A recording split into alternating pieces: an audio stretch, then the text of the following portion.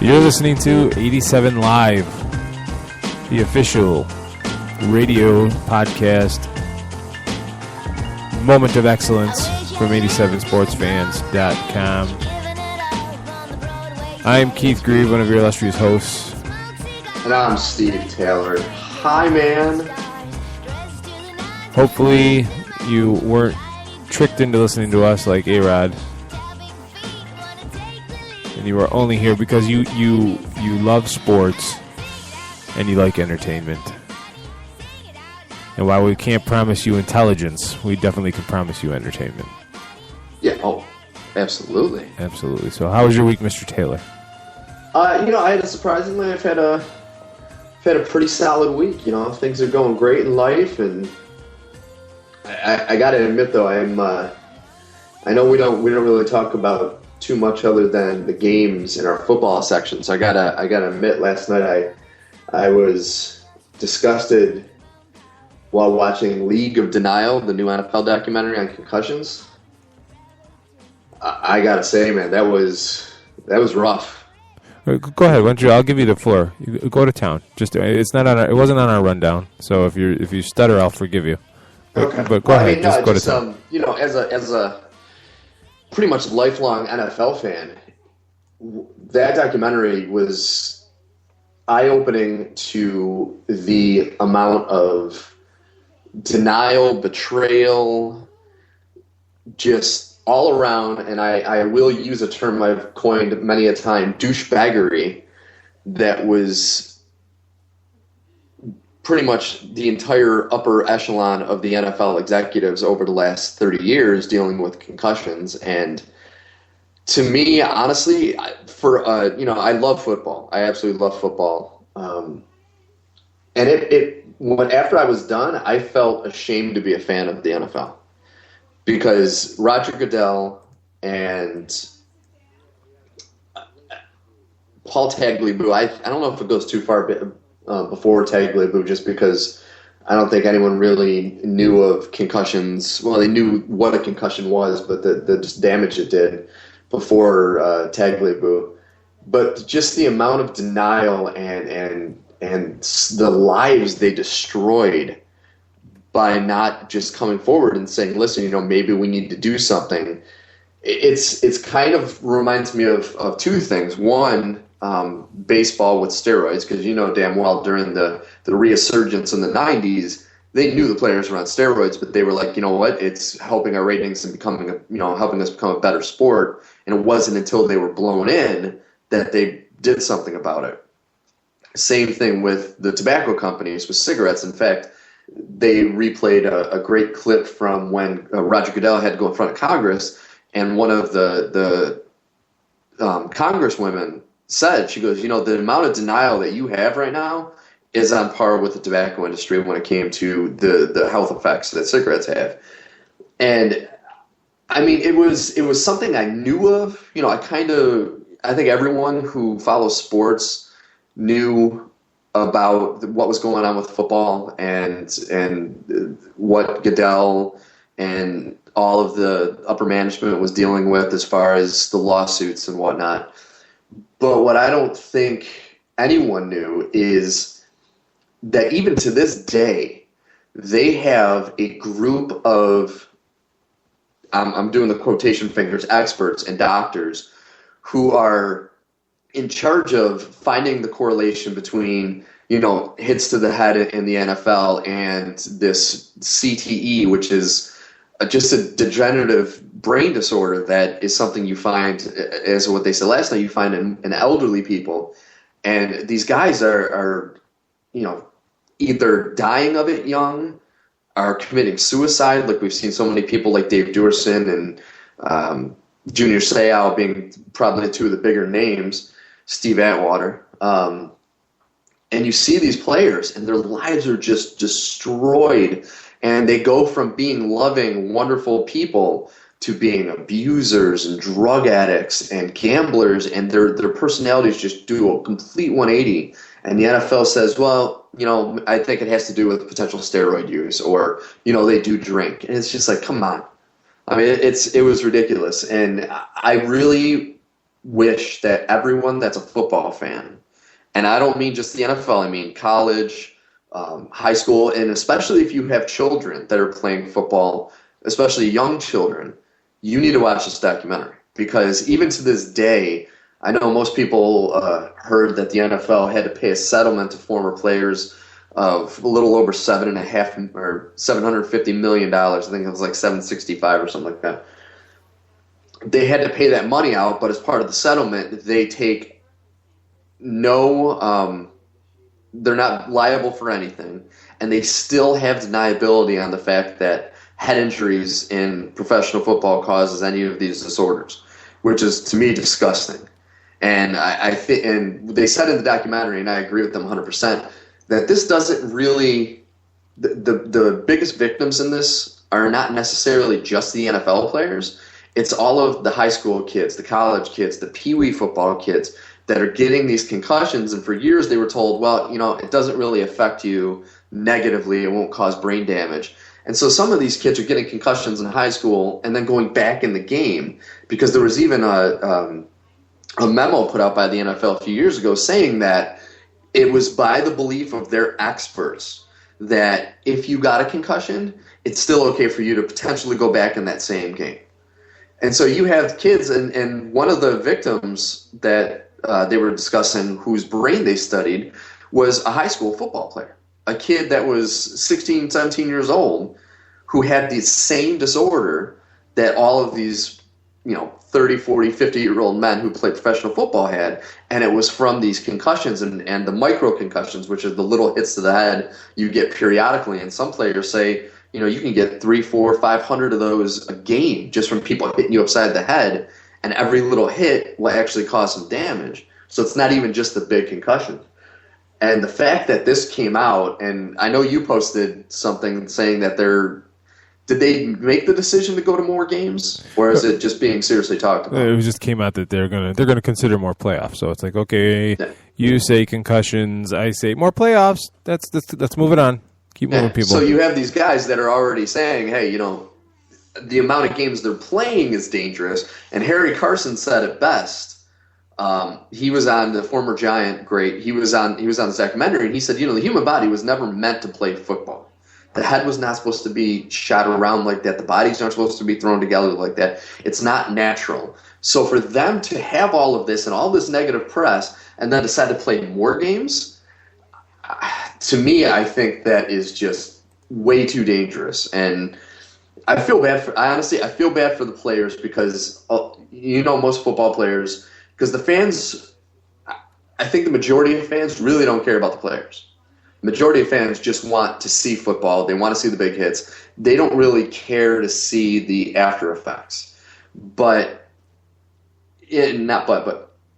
I think a lot of these players, and I'm at fault for this with the whole what happened with Jay Cutler. Now, mind you, a couple years ago in the playoffs, it wasn't a head injury that knocked him out of the game, but he was hurt. And we're all like, hey, you need to get back in the game. You need to get back in the game. You're a big pussy.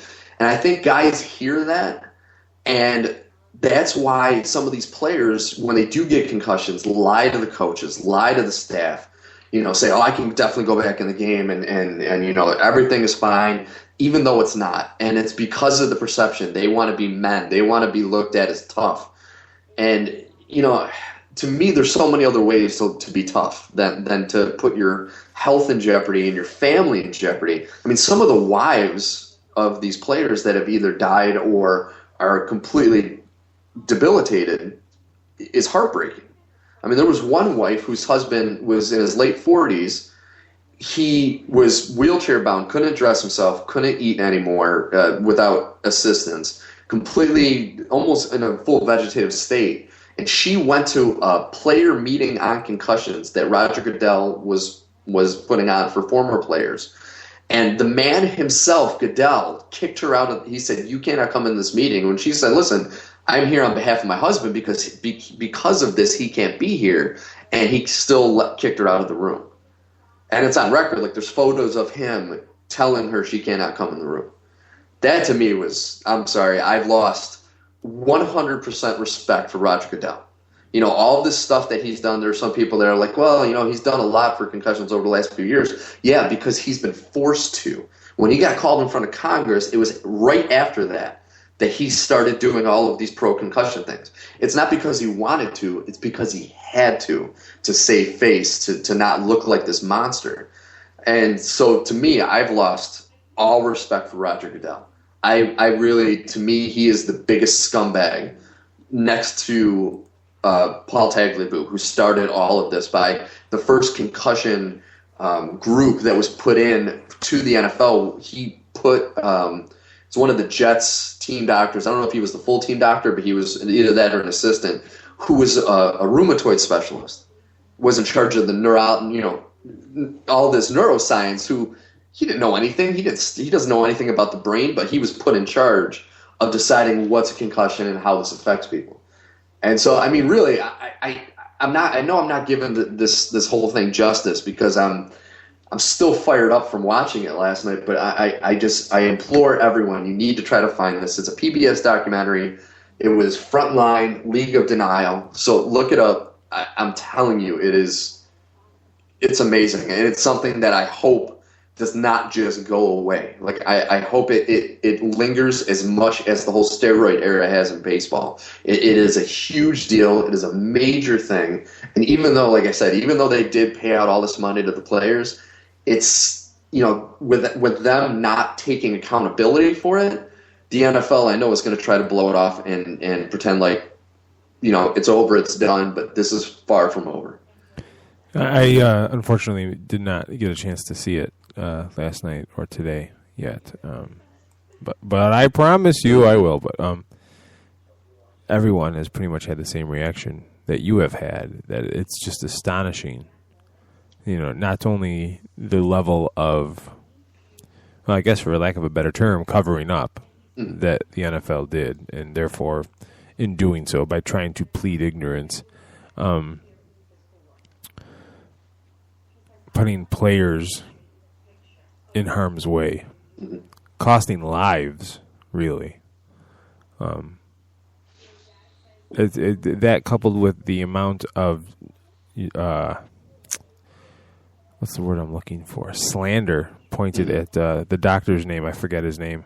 Yes. Oh my God, I felt so bad for that guy. It was a really difficult name to pronounce. Yeah. But yeah, I apologize. His life.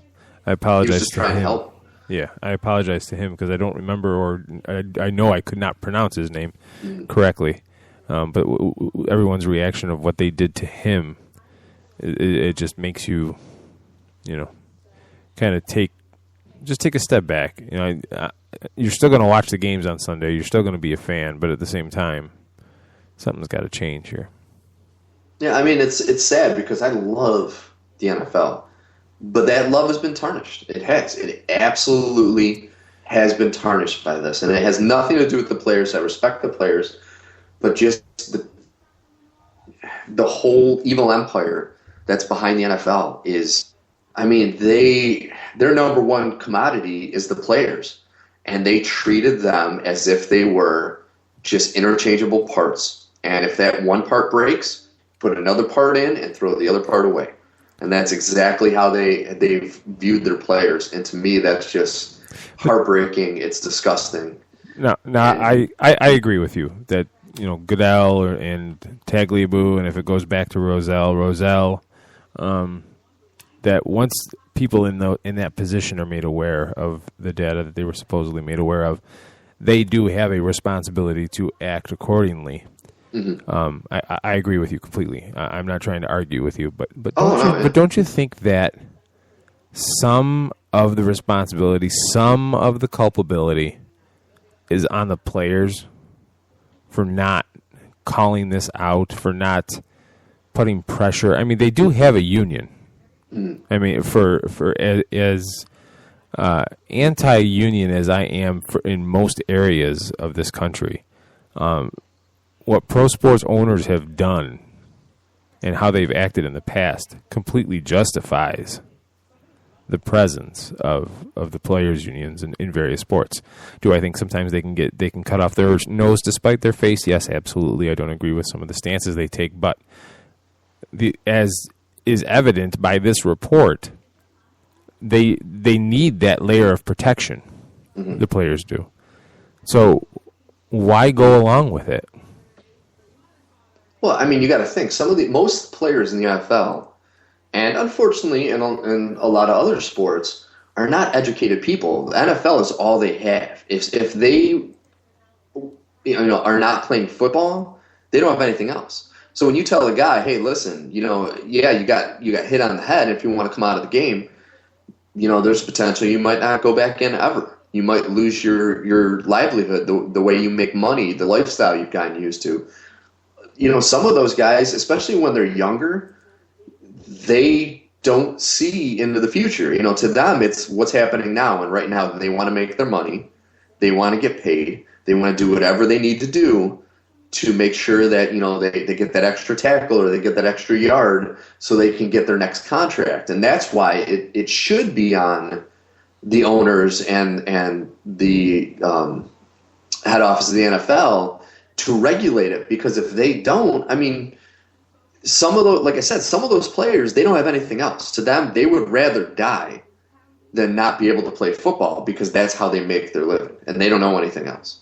They've been doing it for, you figure most of them nowadays, they don't get a high school education or a college education because both in high school and college, they're helped along the way to make sure that they can play football.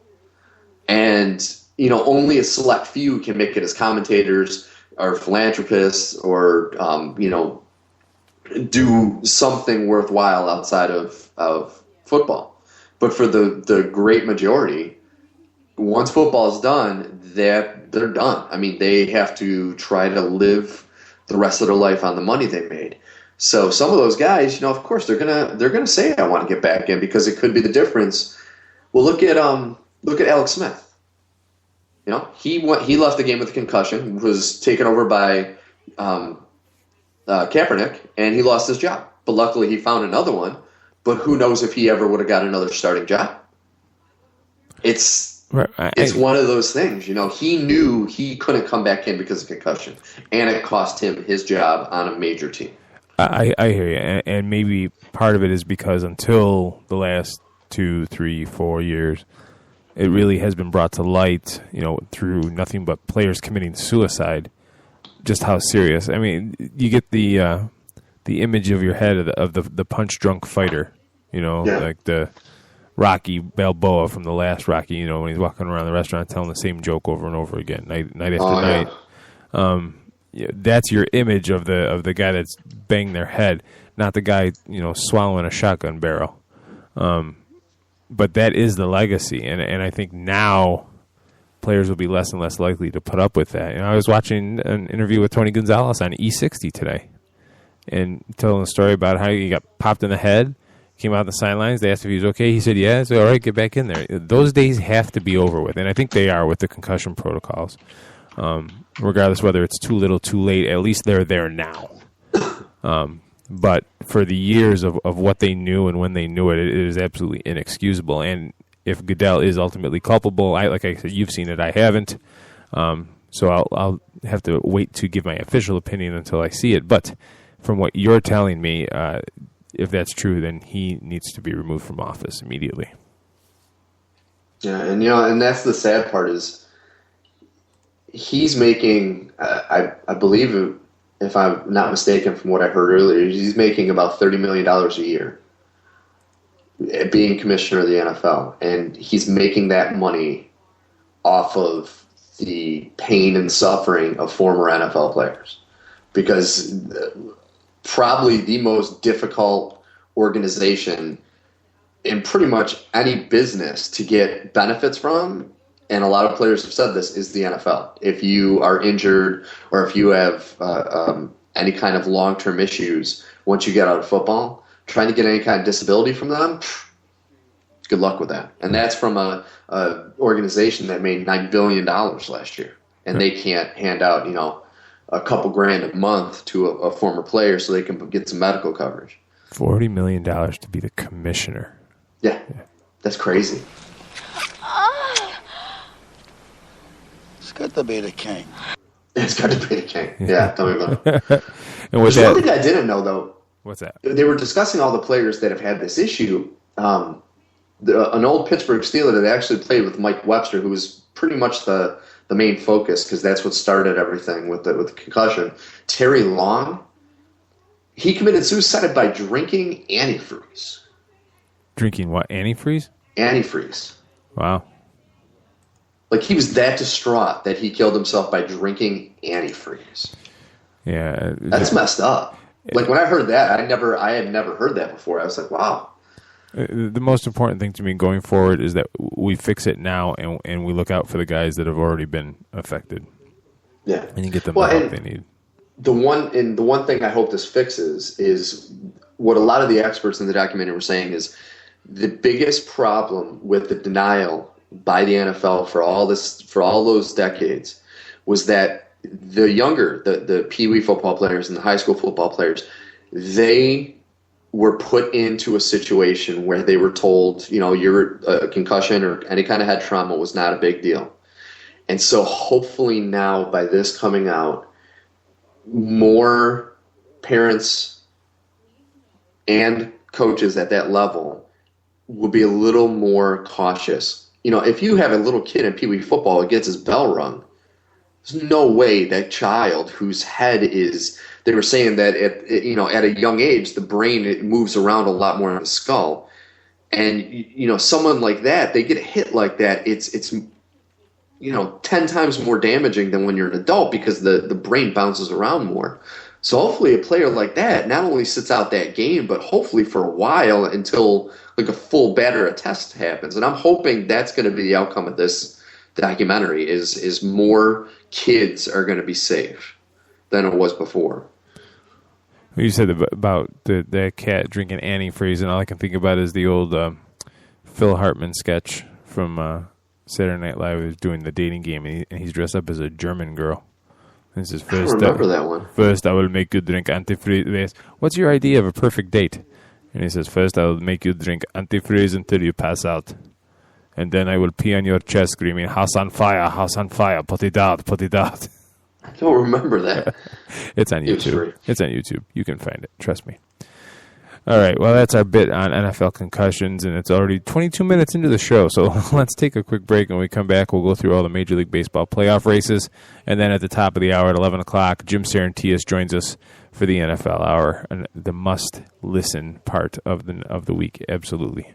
But we'll be right back. MLB playoffs. You're listening to 87 Live on 87 Sports Fans Radio.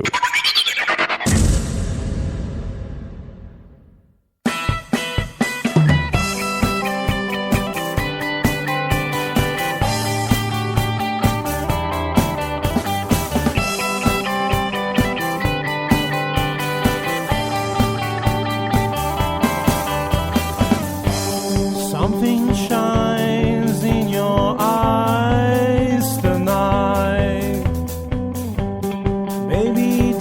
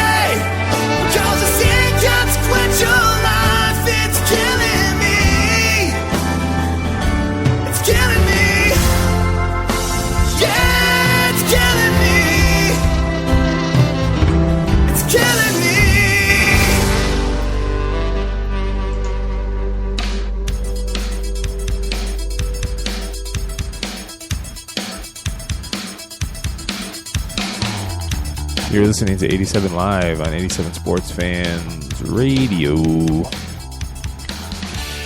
We'll let the big drums crash in there before we go on, because I want to talk to you all about CG Imaging before we go on. And what did they do? They bring your ideas and they bring them to life with 3D animation and illustration. Say you're trying to sell your boss an idea, but your words and your sketches just aren't doing the trick. Go to CG Imaging. Maybe you're trying to sell a product to a client. You're trying to make that client visualize what your product looks like in their space. CG Imaging can do that for you. Maybe you're starting a business and you need a logo. They designed our logo. They also designed the logo for our website. So go to their website, CG Imaging. That's cg-imaging.com. Virtually creating reality. All right, so let's get into the baseball playoffs here in this part of the show.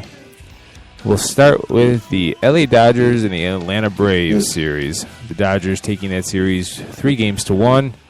Don Mattingly, in retrospect, looking like a managerial genius for not throwing any chance into the equation and just throwing Clayton Kershaw on short rest. Granted, he wasn't everything you would have hoped he would be, but he's still Clayton Kershaw. And he got a little bit of flack. Personally, I like the idea because you don't... brilliant. Yeah, well, going into it, if he's good to go, you pitch him. Because tomorrow's promised to no one, and you don't want to save him for a Game 5. I'll never okay that thinking. That's just stupidity. It's the height of stupidity. Crazy things happen in elimination games. You can say all you want about who's got the advantage, who's got the best roster. It's an elimination game. Everybody's amped up. Anything goes, and anything can happen. So if you have the ability, the belief that you think you can avoid that, absolutely you should go for it. What's your take on it? No, I agree with you 100%. I mean, I thought it was a brilliant move. You know, it also helps to have a player like Zach Greinke that could start any other series. Like the next series, you have him on the mound, which for a number of other teams in the league, he would be the starting pitcher in a rotation. So it's like, yeah, you put the best pitcher in baseball out there in a deciding game. Excuse me. But it's not, by doing that, it's not going to negatively affect your next series. Because you gave yourself an extra day's rest. And then, like I said, you put Greinke out there to start the series against, which it looks like it's probably going to be St. Louis now. You put him out there to start the series of St. Louis. And then if they could take that first game, maybe you can hold out to Game 2 or Game 3 before putting Kershaw in. If they can maybe find a way to get, Game 2 under the belt too, or as well, then, this could possibly work out to be one of the best managerial calls. Because imagine if you're up 2-0, or even if it's tied 1-1 and you need to get that important third game, and you put Clayton Kershaw out there for Game 3. I mean, that's unbelievable. I mean, I bet you there are a lot of teams that would want to be in that kind of situation. Well, now, so this game happened on Monday night. So next Tuesday tonight. The next series, say St. Louis wins today, when will it start? Friday? If St. Louis wins today, it should start Friday. So, yeah, he's going to get 4 days rest. You could conceivably still start him in Game 1. Absolutely. Yeah, absolutely. And let's just put this all in perspective. When I say not Clayton Kershaw, he still went 6 innings. He gave up 2 unearned runs, but only gave up 3 hits and struck out 6 and walked 1. And that's a subpar performance for him. You know what I mean? So before everybody starts getting whacked, he's still pretty good. But think about the level of confidence that it gave the rest of the team to see him out there. I mean, their offense didn't need the confidence. I mean, their starting lineup, there are only 2 players that were hitting sub 300 in the postseason so far. And I mean, you look at Hanley Ramirez and Puig. I mean, Ramirez is hitting 500 and Puig's hitting 471. I mean, that's ridiculous. Mm-hmm. I don't know how anyone's going to stop the Dodgers. They have some of the best pitchers in baseball right now, and their offense is ridiculous. I mean, to do what they did against the Braves, who is, consistently one of the best defensive teams as far as pitching, fielding, and whatnot. It's amazing. It really is amazing. And they have the absolutely insane Brian Wilson. Yeah. Who the sports in general needs more personalities like him. Oh, absolutely. I couldn't agree more. If you're bored, folks, go on YouTube and search Brian Wilson NBA 2K, and that commercial he did 2 years ago. Oh, the Celtics. When he's dressed in the Celtics garb. Yeah, that was pretty funny. It's hilarious. One of the best commercials that I've ever seen. I'll go that far. I'll say that, Steve. I will. I'll say that. Don't forget this year when it was him that got in the shouting match with the owner of the Giants over him not getting his ring. Yeah. Well, and then there's a little that you gave up on me because I got hurt stuff too. So yeah. But it's just, I love that. After the game is done, instead of going and celebrating, he walks right over to the dugout, and the owner's on the other side of it, and just starts screaming at him because he wants his World Series ring. I mean, to me, that was ballsy, but it was awesome. It was absolutely awesome. And then in the American League, the Boston Red Sox dispatch the Tampa Bay Rays, not Devil Rays, the Tampa Bay Rays, 3-1. The Red Sox win the first 2 games at home and then lose 5-4 in comeback fashion in Game 3. And then Game 4, go ahead and put together a nice little 3-1 solid baseball score. Tampa go home. And so now the Red Sox are kind of back. And as a Yankee fan, well, how do you feel about that, Steve? Yeah, I'm indifferent. To me, it's, once again, I might be a Yankee fan, but I'm also a baseball fan. And seeing a team like the Red Sox, after what they went through last year, to have the success they've had this year, and to see them doing it as a veteran team, as a unified team. I mean, I don't know if most people noticed, but pretty much the majority of the Red Sox players all have these massive full beards, and it's something they started in spring training and actually prior to spring training, where the players were just like, let's be a team, let's do something to show our solidarity, and they decided to grow their beards. And, I know it sounds kind of goofy, but it shows how united they are, and that's kind of good to see in sports. It's, unfortunately, being a fan of the NBA as much as we are, I've kind of gotten used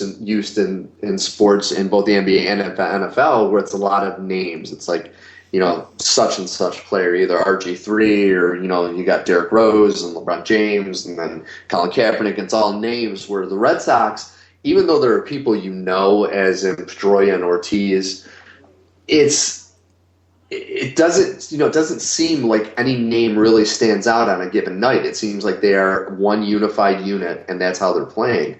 Which, to me, I can appreciate that, and it's nice to see. Do I think it's going to transition them to winning the World Series? No, I think they are playing well enough where they might and should be able to get by Detroit. But honestly, I don't see either the Red Sox, and I do believe Detroit's going to take over Oakland. I know I'm jumping ahead, but I don't really see either one of those teams beating the Dodgers or even St. Louis. I mean, both those two teams are just playing lights out. Yeah, the Red Sox do seem to be the class of the AL right now. I would love to see, and again, let's jump over now to the Detroit and Oakland series with Game 5 being played not till tomorrow night. Justin Verlander versus Sonny Gray, Sonny Gray was just absolutely phenomenal in the game. Was it Game 2? No, what game did he? He was just, was it Game 2? Yeah, because Belfour got the win. That's what it was. And because the A's couldn't score either. That was Justin Verlander versus Sonny Gray. Just an absolute gem. Verlander pitches 7 innings, strikes out 11, gives up 4 hits and no runs. Gray goes 8 innings, 4 hits, no runs, strikes out only 9. Yeah. You know, but now we're going to get that again tomorrow night. So if you're a baseball fan, you are planted in front of a TV. It's in Oakland, which I'm still mystified that they somehow got home field advantage in the series, but now you want to talk another ballsy move by a manager and a brilliant move. For those of you who didn't see the game last night, Detroit had a situation where the bases were loaded, and they brought in, which I think I believe this, and I think most people will agree. They brought in the second best pitcher in baseball right now, which is Max Scherzer, in a relief role, and he came in and got them out of that rut. That got them out of the danger they were in without a run scoring, and it seemed like that helped propel Detroit offensively as well, because soon after that they kind of went on a little bit of a run. I thought that was brilliant. Like, I thought it reminded me of the days. I remember oh God, my brain is hurting me now. It was either Seattle or Arizona when they brought Randy Johnson in a relief role at the end of a game they needed to win, and he was the same thing. You bring in this just dagger to the heart of the opposing team. And I want to say he came in last night in the 7th inning. He pitched the 7th and the 8th. And it was awesome. Like, it was really awesome. Well, it's a genius move when it works, and when it doesn't work, then he's reaching. He looked desperate. It was a move of desperation. Well, you don't know that until after it's all said and done. And in the heat of the moment, you do what you think is best. You look at Tampa Bay; they brought Matt Moore in as a reliever in that last game, and that didn't work out well. In that situation, was it the right move? Well, yeah. You're facing going home. You got to throw your best. Here's the perfect analogy: the Braves get eliminated with Craig Kimbrell never even touching the ball. You know, do you really not want to? Do you want to? What are you saving your closer for? Exactly. I guess is my point. Exactly. I mean, if you look at it, before Scherzer came in last night, Detroit was down 5 runs. They were losing by 5. So really, it was an elimination game for them, because if Oakland won, the game was over. They were down 5 runs, so they brought in the man. And once again, he did enough to not only get them out of issues, but raise his offense of that team, and they scored 5 runs in the 7th and the 8th, which gave them, luckily, that gave them enough of a lead because they gave up a couple runs in the 9th. So it was okay. I was actually wrong. They were only down 3 runs in the 7th, but still, in a deciding game in the 7th inning, you down 3 runs against a team like the Athletics, you got to throw everything out there. Yeah. Okay. So you're the Braves. You're up 3-2 in the 8th inning. You don't throw Kimbrell for a 6-out save? Absolutely. To try to avoid elimination? And you end up giving up a 2-run home. Again, it's all retrospect. Because if Carpenter comes in and manages to retire and then set the stage for Kimbrell in the 9th, we're saying, well, that's the Braves. They just grind it out. That's their plan, and they stick to it. You know what I mean? But because it blew up in their faces, you're left asking these questions. Why not? Well, and for them, they should have looked at the example the Yankees have set a lot, over the years with Mariano Rivera. They've been in situations like this as well, where they could put the nail in the coffin, and they put him in early on some saves when it's been needed. And I agree with you 100%. I think he should have been put out there in the 8th. You're going to put your best player in that situation out there, and for most teams, the most clutch player is going to be your closer. So, one extra inning of work isn't going to kill him. Right. In fact, you should expect it. Agreed. Yeah, we're agreeing on too much. I agree. Haha. You like that? I did that. And now looking in on the last division series the Pittsburgh Pirates and the St. Louis Cardinals. The Cardinals now up 6-1 in the top of the ninth. Let's peek and see what the status is here. Turn out the light. The party's over. You know what? I give Pittsburgh all the credit in the world. They played great all year, and they took a very good St. Louis team to the full 5 games in the series. And so, to me, I don't think Pittsburgh has anything to hang their head on. Oh, and they are still fighting. There's 2 outs in the 9th inning, and Justin Morneau singled to center. But it's going to take an awful lot against who's pitching here? It's so hard to not. I don't want to open up that Gamecast because I know I'm going to get the commercial playing over there. I'll open it. You know, Adam Wainwright still going for the complete game. Yep. I thought that's what I saw, but I just didn't want to believe it. Wow. So going 8 for the hits, 5 strikeouts, and only 1 earned run. That's a hell of a game when it's needed. Absolutely. So the Cardinals will most likely be going on to face the LA Dodgers in the NLCS, which I just really think that'll be a phenomenal series. Yeah. But unless, that's the thing. If the Dodgers keep playing the way they are, it could be another short series. I really can. I mean, I'm just amazed on how they're playing. It's unbelievable. I mean, talk about getting hot at the right time. Oh, and now Marlon Byrd has reached base. So we have first and second with 2 outs, and Pedro Alvarez up at the plate. So it remains to be seen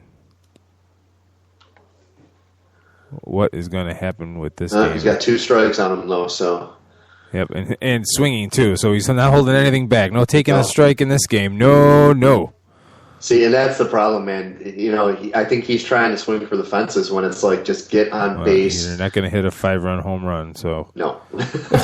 Nice. It's the old adage in baseball. Yeah. Base runners. All right, so... Looking ahead, let's jump ahead and play prognosticator right here, right now. Cardinals, Dodgers. And he struck out. Series is over. There it is. Cardinals, Dodgers. Who are you picking? Dodgers. Okay. They're just too much. Both pitching and offense is just too much. And I have all the respect in the world for the Cardinals, and I think I actually might have picked them before the season. I think they were my pick to go to the World Series, but we'll do that next week. We'll go over all our baseball picks. It's tough to go against the Dodgers, man. They are playing better than any team in baseball right now. I mean, they're just on fire. Yeah, I think they have the edge in pitching right now. I mean, Lance Lynn is up and down. He hasn't been the same since the All-Star break. I'm gonna agree with you again. And we'll pick the Dodgers with that one. And in the American League, whoever wins next week, or tomorrow night, will face off against Boston. Detroit, I think, would give Boston a much more fighting chance. If it's Oakland, I think Boston walks away. Yeah. What are your thoughts on that one? Whoever plays Boston, I'm gonna give up to Boston just because they're gonna have home field. And to me, going to Fenway in the postseason is almost an impossible mission, especially the way the Red Sox are playing. So I'm going to give them the edge just mainly because of home field. Because honestly, if you look at Detroit, they have the offense and they have the pitching. Where I agree with you, Oakland, I think they would have a much easier time with. If Detroit had home field, I might actually lean in their direction just because of that. But since Boston has it, no way. I think Boston's going to take the series. It might go a full. Was it 7 games for the? Yeah, or is it 5 still? Yeah, once you get to the championship series, it's 7. I think it might go a full 7, but it's going to be Boston taking it. Wow. I know, and it's like I said. To me, I would not want to be a team going to Fenway. Oh no, absolutely in the championship series. Absolutely not. Although I'd love to see with the absolute hole that Detroit is, what would happen if they win the whole damn thing. how fast that city will get set on fire.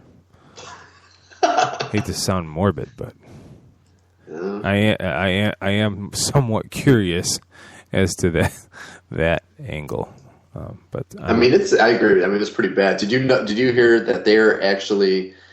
I can't remember the name of the group, but there's an office park in downtown Detroit where they're actually going to put up a almost Rocky-like statue of RoboCop. They got the funding to make a bronze statue of RoboCop because if those of you who remember the original movie, it took place in Detroit, and RoboCop was a symbol to destroy all the crime and injustice in the city. So they're going to put up a thing of RoboCop. So Philly has Rocky, has the statue of Rocky, and Detroit has RoboCop, which I think is amazing.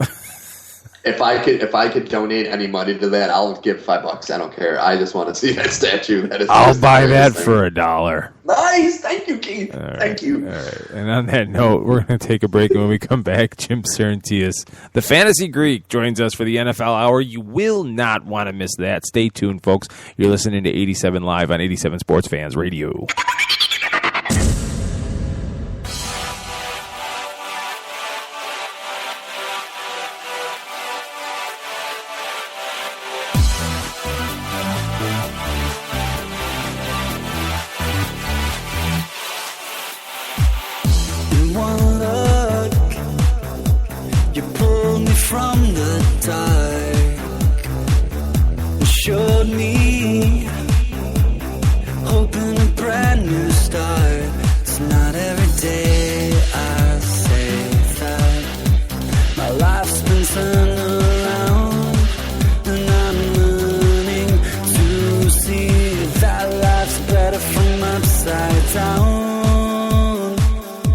It's been such a long time. When did I go blind? I didn't know love felt so beautiful.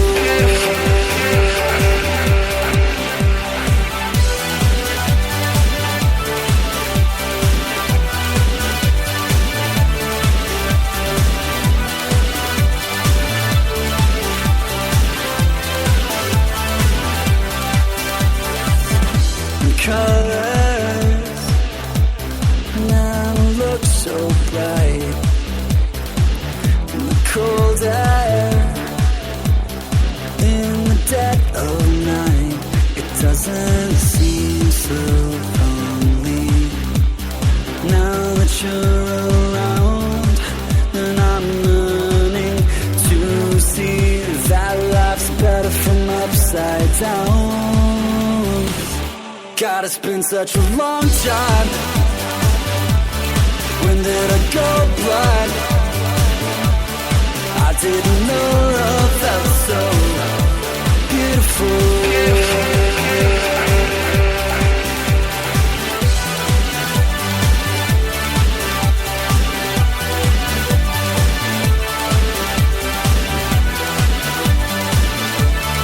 I didn't know love felt so beautiful.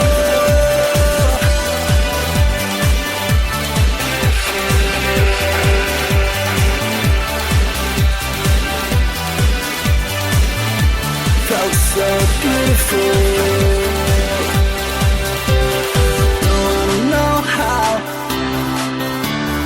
Won't let you go now. I didn't know love felt so beautiful.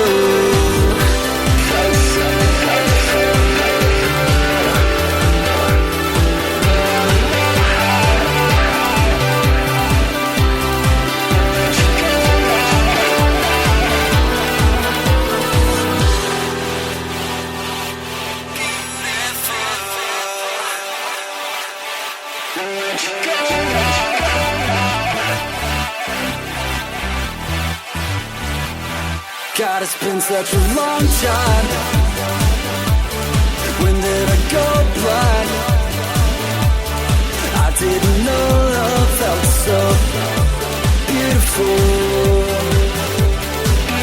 God, it's been such a long time.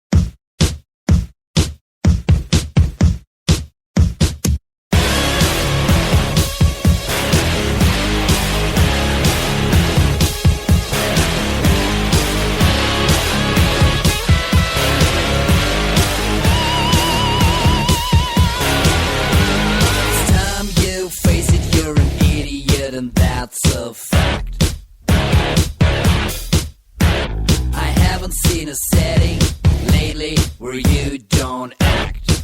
I saw you bitching at the show last night. You had the paparazzi on your side. You crack a smile on that red carpet ride. Fancy on the cover, but I know there's nothing left inside. You got me running. You got me going crazy. You got me hiding. On from your pretty face, and you got me fighting. Ever since you hit this place, out the cups and with the sucker punch.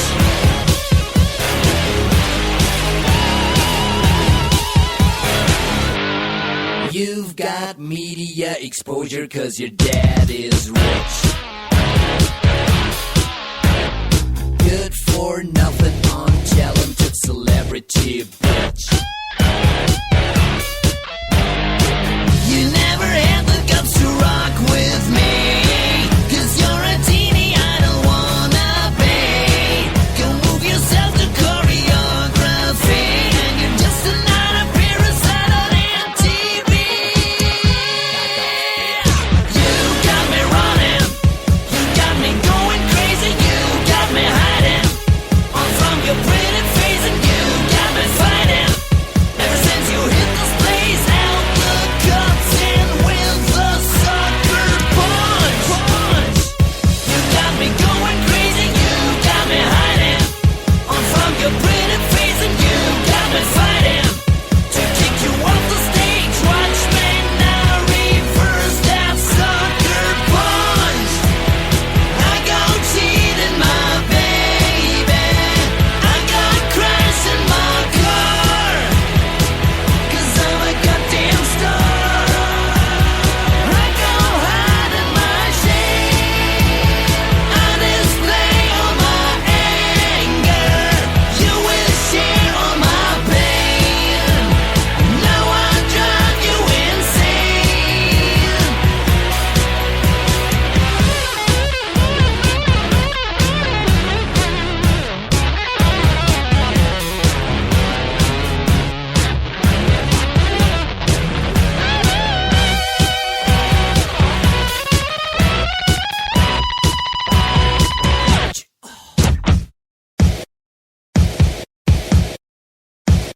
You got me running, you got me going crazy, you got me hiding. On from your pretty face, and you got me fighting. Ever since you hit this place, out the cups and with the sucker punch. You got me going crazy, you got me hiding. On from your pretty face, and you got me fighting. To kick you off the stage, watch me now reverse that sucker punch.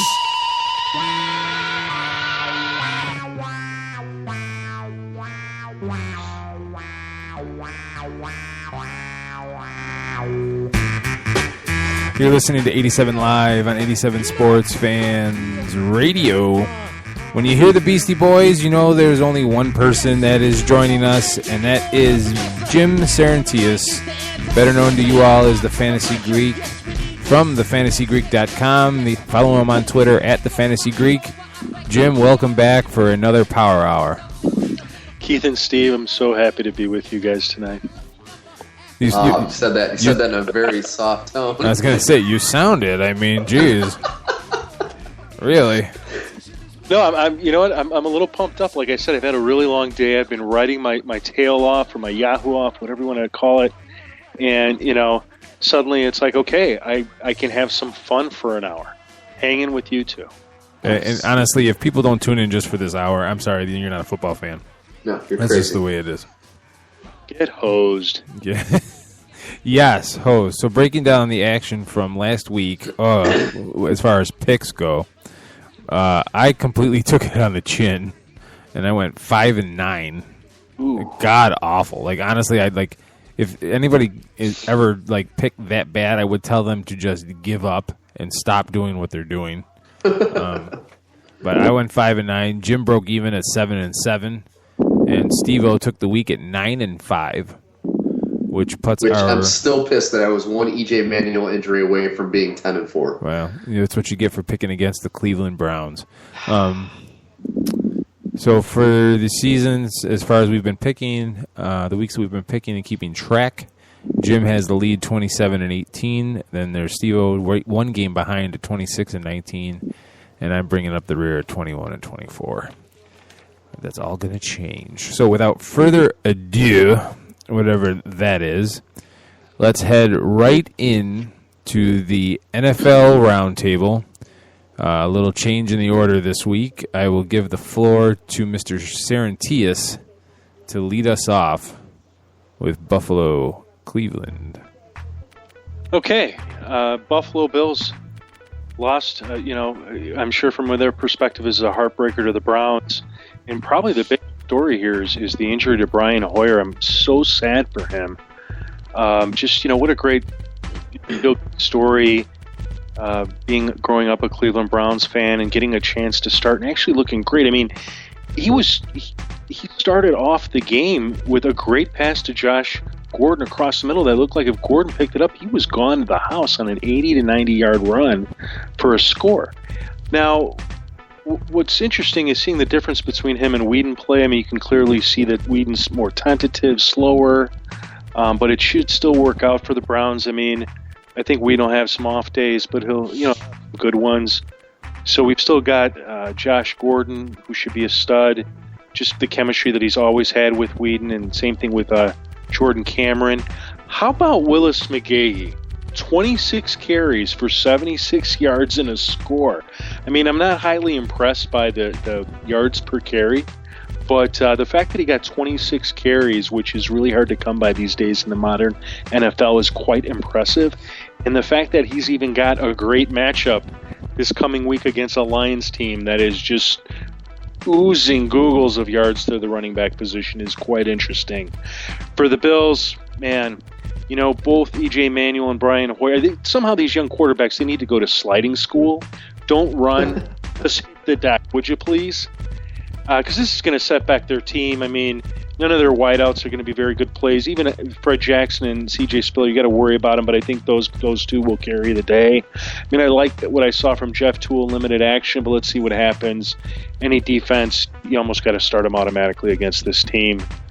Great win for the Browns. Really impressive, and I think they could do some damage in that division the way things are shaping up. All right, Steve-O, Saints at the Bears. All right, I mean, for those of you who are not aware, the Saints are now 5-0 after beating Chicago 26-18, a game that all three of us called. It was heartbreaking to me because you have the Bears, who really only lost by a touchdown because you figured one score and a 2-point conversion would have tied this game. They did not play bad. They played well enough offensively to win this game. Their defense, I mean, mind you, they are playing against the Saints, and Drew Brees, he still had a good game, even though Chicago was able to, in his standards, hold him subpar with only 288 yards, but he did throw 2 touchdowns. I think the big story of the game, to me, is Chicago not rushing the ball. I know they got down, they were down 20-7 going into the half. But to me, this team, I know they want to try to open it up this year with Cutler a little more. And he did have, other than his 2 fumbles, he put up solid numbers, 358 yards, 2 touchdowns. He was 24 for 33. So, I mean, those are, on any given day, game-winning numbers, really good numbers. But they only ran the ball, not including the 4 rushes by Cutler. They only ran the ball 14 times between Forte and Bush. To me, if Chicago is not giving Matt Forte the ball for 20 carries a game, or splitting it at least with Michael Bush and getting a 30-carry game between the two of them, they're not going to win. They have a great passing attack. You have Bennett, who's solid. You have Brandon Marshall, who's a perennial. I was going to say all-star. I forget what sport I'm in, but perennial Pro Bowler. But then you have Alshon Jeffrey, who is starting to become that big receiver they needed on the opposite side of the field to free up Marshall. But to me, you still need a running game. It was the same thing, and I'm going to talk about, for my next round, I'm going to be talking about the Baltimore-Miami game. Same thing I had with Baltimore last week, where they did not rush enough, and they made up for it this week. I think Chicago had the same thing. You need to, especially against a team like New Orleans, who has such a high-powered offense, you need to bring the game down a notch and kind of control the tempo. And you're not going to do that rushing it 14 times. So that's my take on that. All right, Patriots 6, the Bengals 13. The Bengals defend their home field against the venerable Patriots, holding Tom Brady without a TD pass, just like we all thought, right?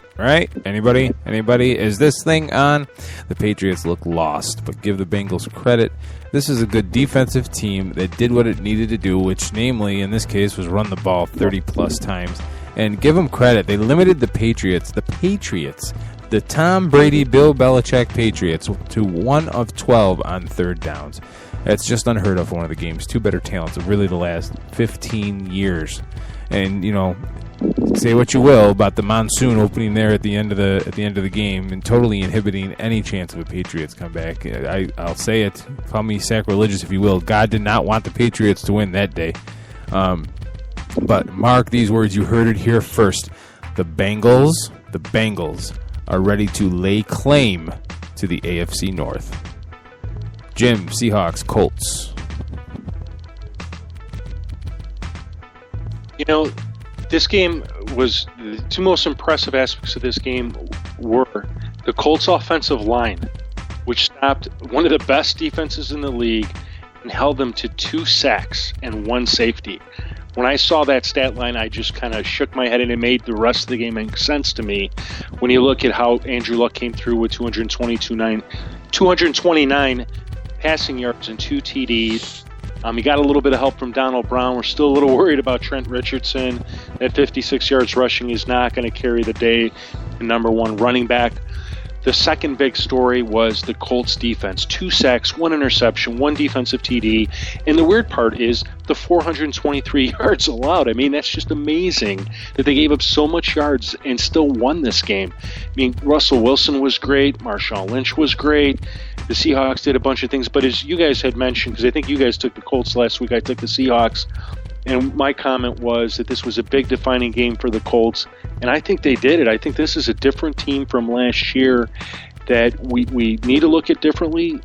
They may still have some growing pains, but whatever they are, man, we're not seeing it. They're playing ball. All right. Steve, Ravens, Dolphins. All right. Baltimore Ravens went down to Miami and won 26-23 over the Dolphins.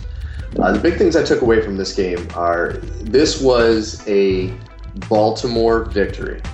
But what I mean by that, you had all of the aspects. You had solid defense with 6 sacks, including, I believe it was 3 sacks by Terrell Suggs.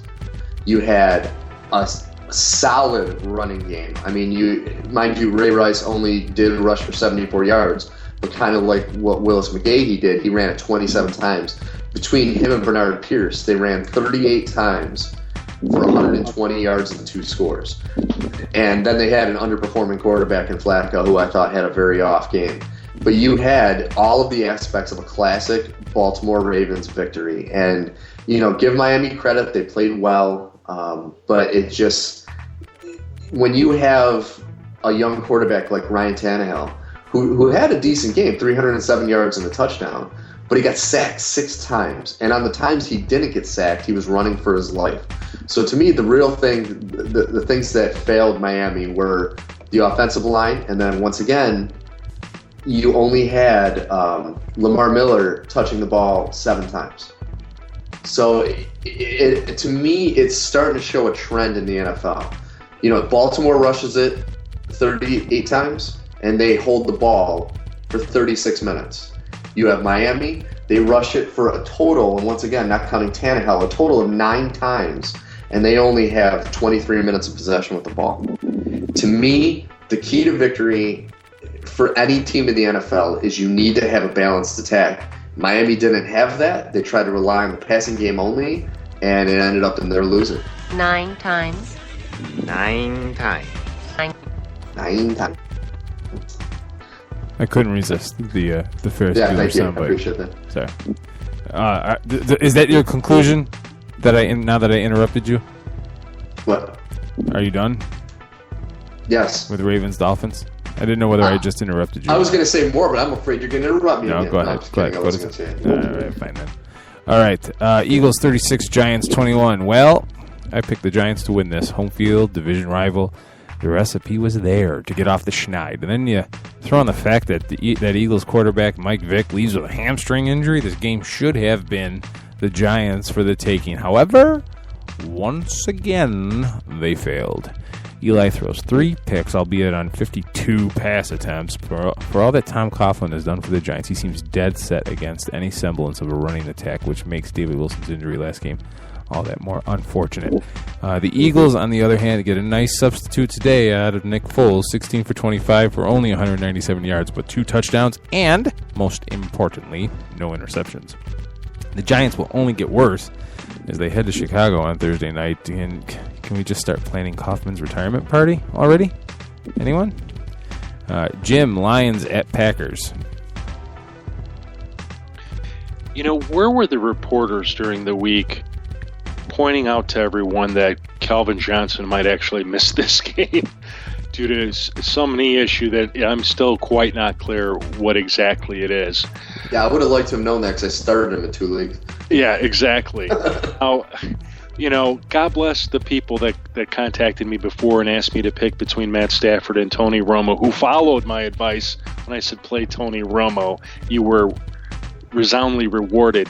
But this Calvin Johnson not playing in this game really showed how limited the Lions are without him, and that's really troublesome for that team.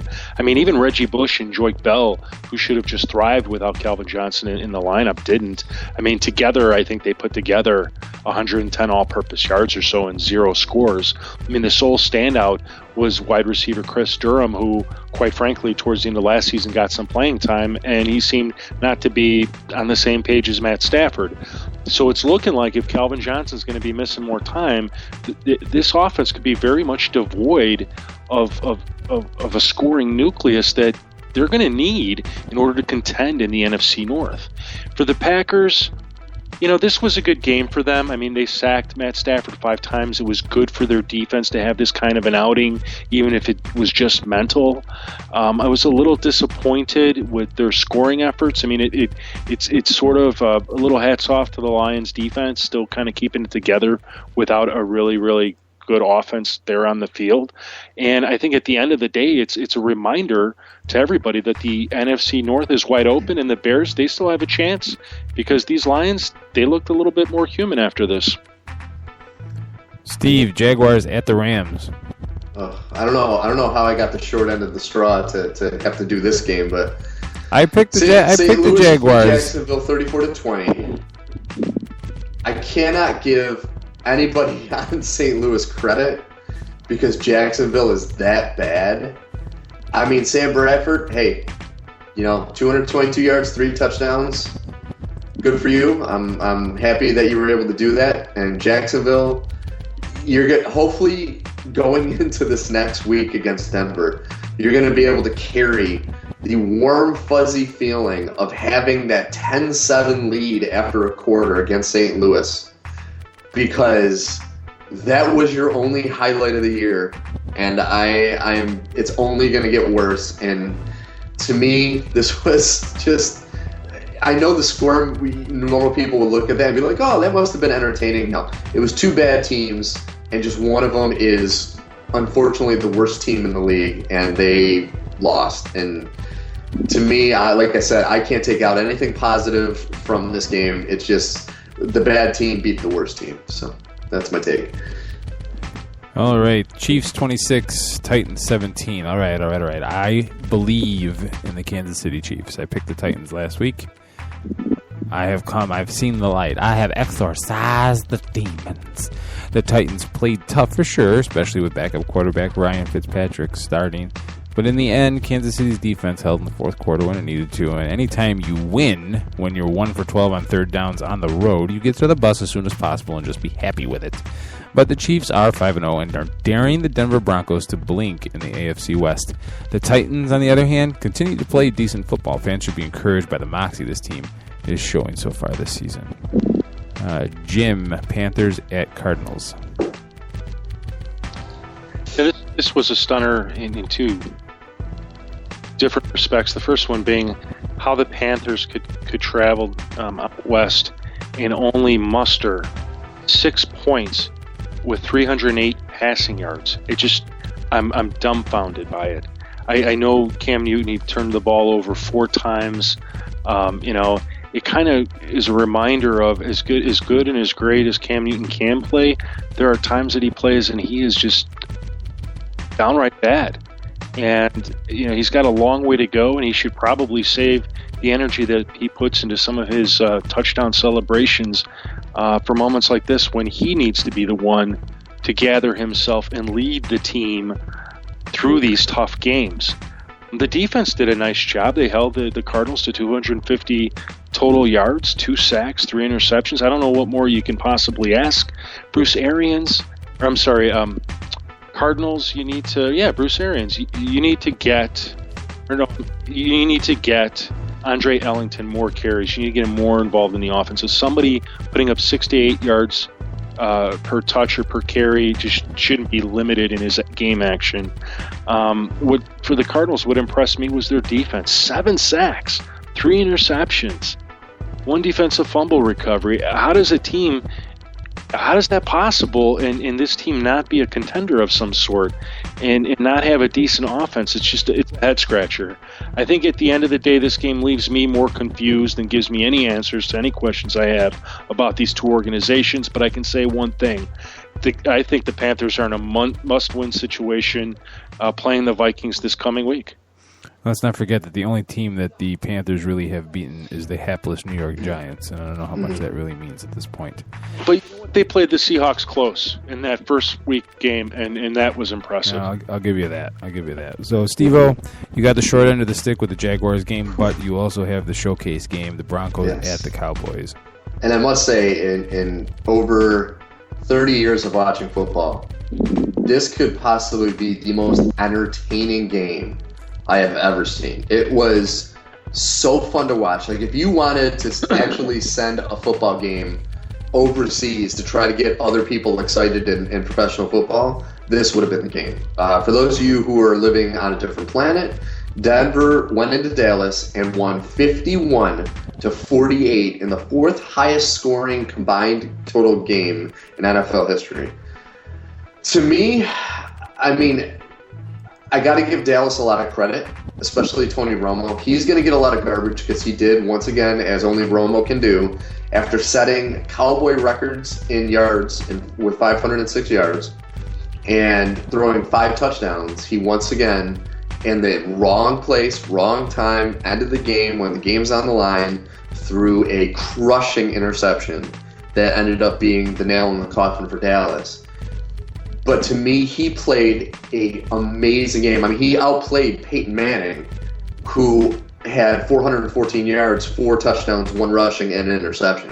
So to actually say that with the year Manning is having is unbelievable. Like, I never thought I would be saying those words. But, of course, he's getting a lot of blame for that interception. But I have to look at Dallas's defense giving up 51 points, which both defenses were atrocious. And once again, I still say this is the major concern for Denver fans. Yes, their offense is unreal, and it is amazing. But when it gets to the end of the season and they play against teams that are balanced and have a solid offense and a solid defense, this is where it could come into problems. When your defense gives up 48 points to a Dallas team who has a very good offense, but they do struggle against lesser teams, that's a concern. And I think that's something that they really need to try to address. I know they still have some injuries and some suspensions that are going to be taken care of by the end of the season, but to me, that was a huge, huge eye-opener. The 2 things I do take away for Denver, which I think they have to be very happy with. First off, Peyton Manning, the greatest bootleg I've ever seen in my life. He faked out every human being on planet Earth, including everyone that was in that stadium, the cameramen, the other teams, his own team. It didn't look like anyone knew what he was doing. That was amazing. That was an unbelievable bootleg. And then the play of Nosha Moreno, which if I'm another team, the passing attack with Denver is pretty much unstoppable. But then you have a player who rushed 19 times, 93 yards and a touchdown. And on most of his runs, he was unstoppable. I mean, he was getting huge chunks of yardage. So to me, that is something that Denver, if they can just fix their defense, they will truly be an unstoppable force. Alrighty. Raiders 27, Chargers 17. Terrell Pryor returns from injury to lead the Raiders past the Chargers. Seriously. I mean, I'm not kidding. Chargers quarterback Phillip Rivers throws for 411 yards, but it's not enough as the Chargers' ground game only musters a measly 1.9 yards per carry. And the Chargers gift wrap this game with 5 turnovers. I haven't seen that many balls changing hands since... Oh, well, never mind. The Raiders, however, could not put this game away as it was still a one-possession game until late in the fourth quarter. Pryor throws for 221 and 2 TDs with only 5 incompletions and no picks. As of this show, tonight, Pryor is 8th in the NFL in QB rating. And when you look at QBR, he's in the neighborhood of both Russell Wilson and Andy Dalton. The Raiders may finally have something to get excited about. Kind of. Maybe. Jim, Texans, 49ers. No, this was a lopsided win for the 49ers, but I think this game sort of exposed how both teams are their own worst enemies in certain respects. For the Texans, I find it amazing that Matt Schaub posted 173 passing yards, no touchdowns, and 3 interceptions. The upheaval that has come out of this game that is going to just put so much pressure on him going forward is just to some degree unfair. I mean, in 3 out of 5 games, this man averaged 333 yards passing and close to 3 touchdowns per game. Everybody take a deep breath. They're coming home this week. They should bounce back.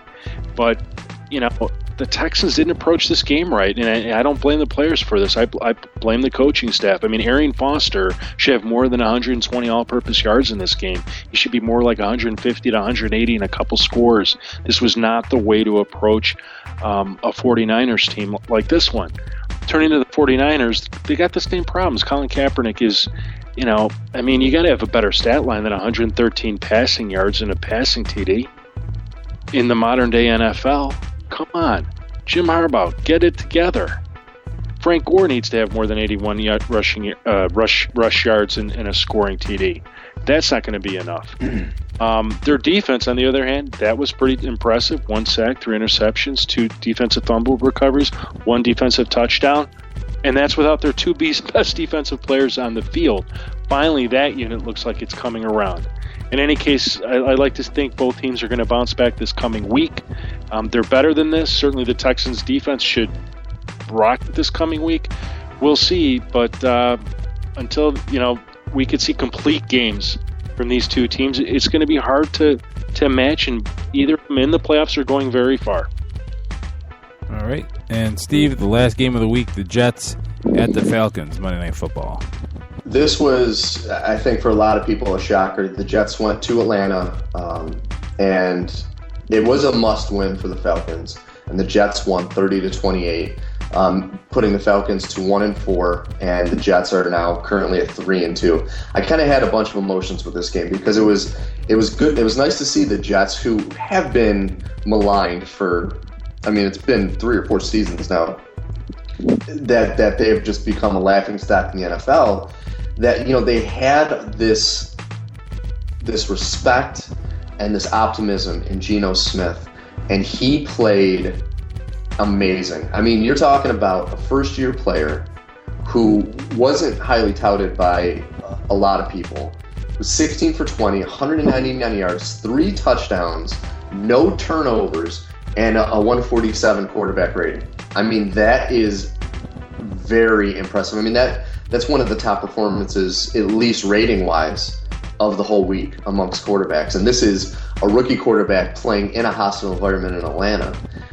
So I got to give a lot of credit to the Jets. They had a very good game plan going into this game, and they executed perfectly. I mean, well, not perfectly, but pretty close. I mean, they executed very well. They had a very good balanced running attack.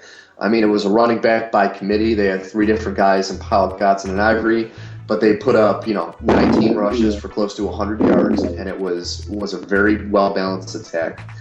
Now, Atlanta, I hate to say this again, but turn out the lights, the party's over. You have the Atlanta Falcons, which a lot of people picked going to the Super Bowl this year, who have been much aligned by injuries to start this season.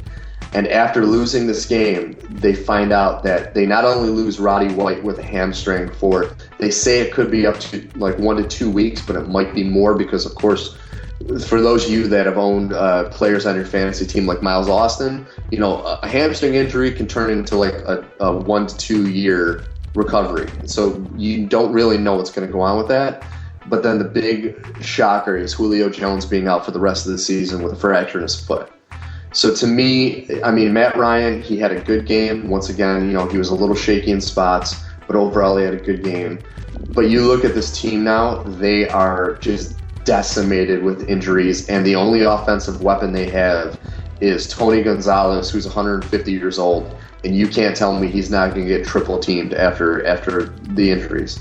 So to me, unfortunately, I think Atlanta's done. They're a team that it'll be very surprising if they make it to 500 to end this season.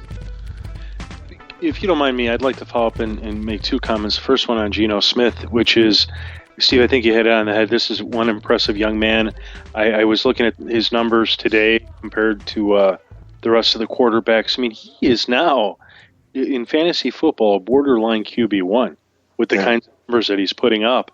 And, I'm not trying to make light of the fact that it's in fantasy football, because the way I see fantasy football, it's sort of an indexing of what you see in reality, and the index suggests that this is a guy that's very talented.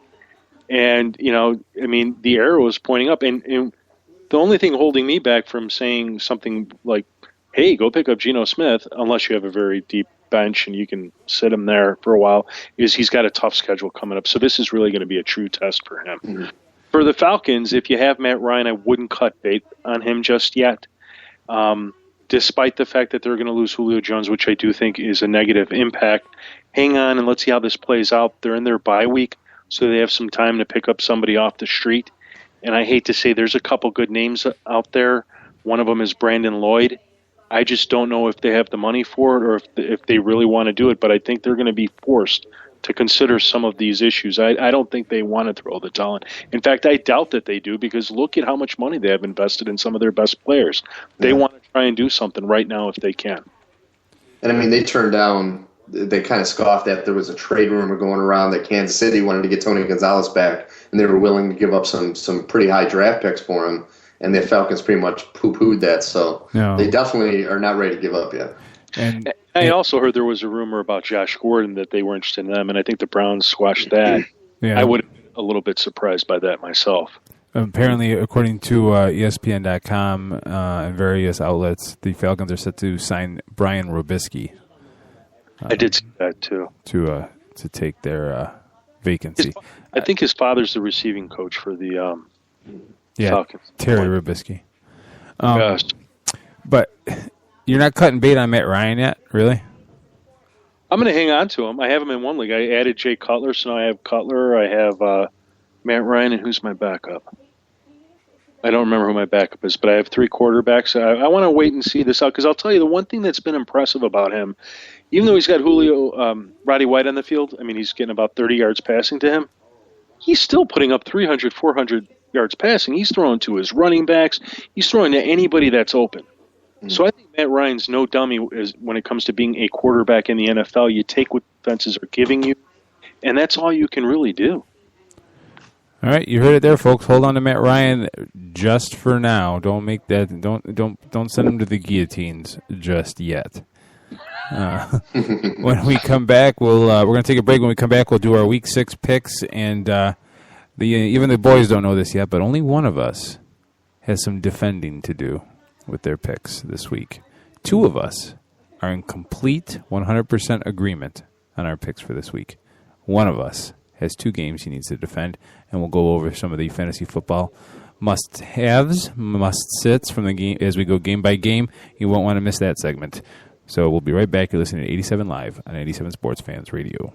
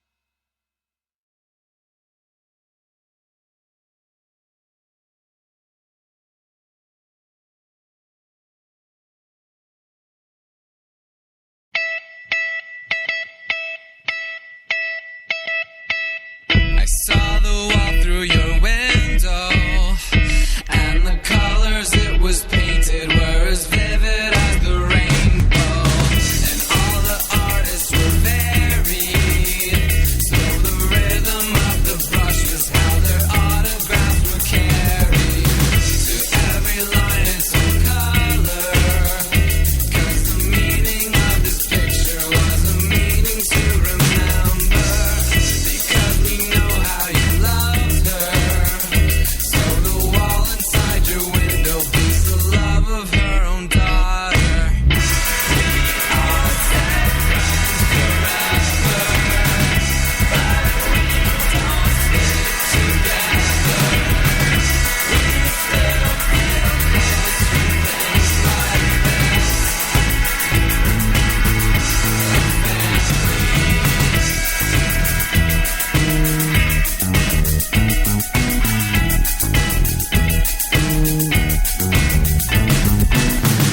Isn't it just too funny how the turns between the arts seem interchangeable and married? It's kind of like your own future. Yeah, it was just a universe that operates for marriages and funerals.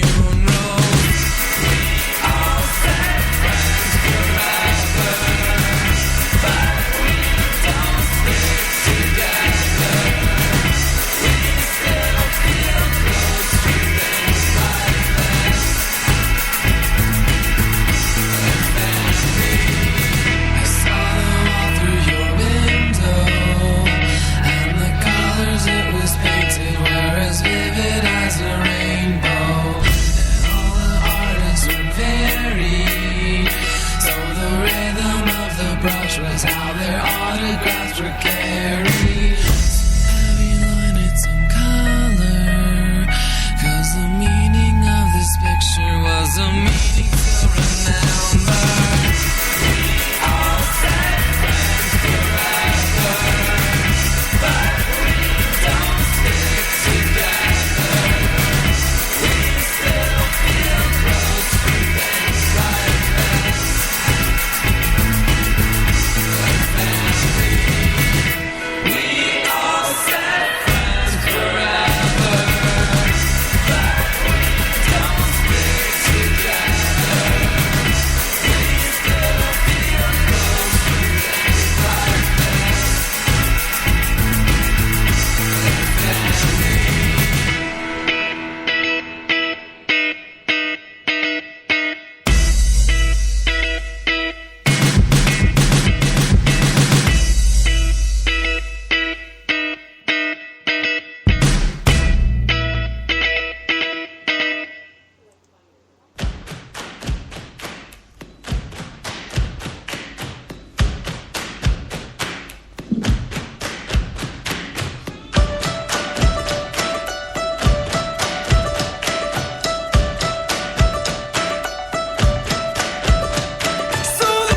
You're listening to 87 Live on 87 Sports Fans Radio, the last portion of the evening. Keith Grieve, Steve Taylor, Jim Saranteas, the Fantasy Greek, just finished a wonderful recap of Week 5 action. About to make our Week 6 picks. And as I said before we went to break, the one of us is going to have to defend two of our picks because two of us are in complete agreement, and quite frankly, this third person agrees on all but two games. So I don't know what that says about the three of us maybe spending too much time on the air together. But I think a lot of it is this week. There are some. It's easier with some of the games. There's some games where it's like, yeah, actually the majority of them you're like, yeah, it would be a pretty big upset if this team won. So it's I had the most ground to gain being 21 and 24. Jim with a one-game lead on you with 27 and 18 and 26 and 19, respectively. So the games that we agree on, Giants at Chicago tomorrow night, we're all picking the Bears. Is Alshon Jeffrey for real, Jim, in fantasy? Yeah, you connect two games like he has back-to-back. The man is for real. I'm sure he's gone off all waiver wires at this point, but the bottom line is you start him in tomorrow night's game. Just phenomenal talent, phenomenal matchup, and I think Jay Cutler. He's about he's going to be that which I never thought he could be. I think he could potentially be one of the top quarterbacks in the league. What do you tell owners of David Wilson? Wow, I don't know. I mean, here's the bottom line. If you have a deep team, and everybody always says that, nobody ever tells you what they mean. A typical draft is about 16 rounds. If you had a draft that was greater than 16 rounds, probably 20, 25, you probably have the space to leave them at the end of the bench and see what happens. Everybody else, I tell them, look, there's a running back out there that you need to get because your team is hurting. Go get him. You need to make a trade. Go make the trade because, it's week 6. And if he's out for 3 weeks, that's week 9. Fantasy playoffs start weeks, 14 through 16, 15 through 17. I mean, at some point, you just got to let somebody else take the chance with the injured player. I refuse to sign up for a league whose championship game is week 17. I'm just throwing that out there. Say that again? I refuse to sign up for a league whose championship is week 17. Oh, I'm just throwing that out there. Bengals at Buffalo. We're all picking the Bengals, especially with E.J. Manuel on the sideline. Anybody you're looking at to have a strong performance in this matchup, Jim? Well, I think this is a game A.J. Green will bounce back. If you have the Bengals defense, you start them. You generally start defenses against rookie quarterbacks. I think this is a game that after what the Bengals did to Tom Brady, and I don't care what happened with the weather, that doesn't matter. They sacked him numerous times, did numerous things that were good. You're going to start that guy. This is a game you could play Andy Dalton. He's just a little bit tougher to trust, I suppose.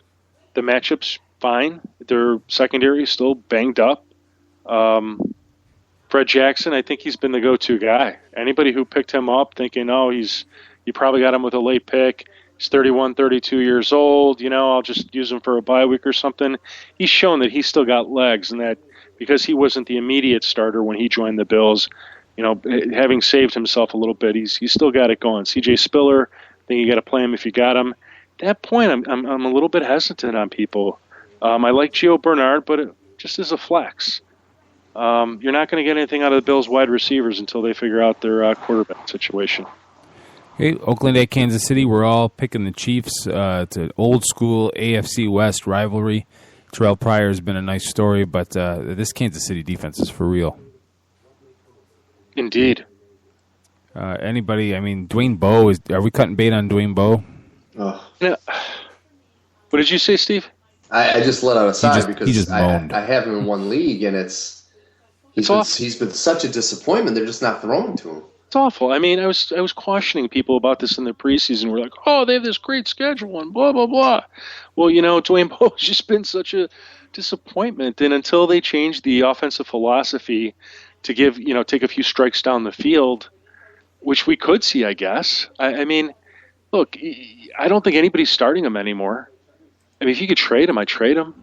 Mm-hmm. If you really have the patience to just put him at the end of your bench and you have other guys you could put in his place and you're winning, hang on to him, see what happens. Because you know what, Alex Smith makes for a good start in this game. The numbers are there.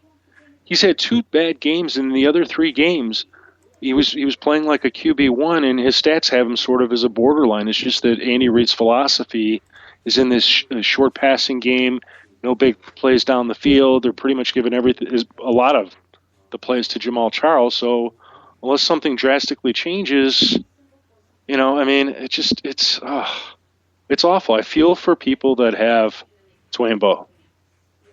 You're just so afraid. I mean, especially in a keeper league, you're afraid to give up.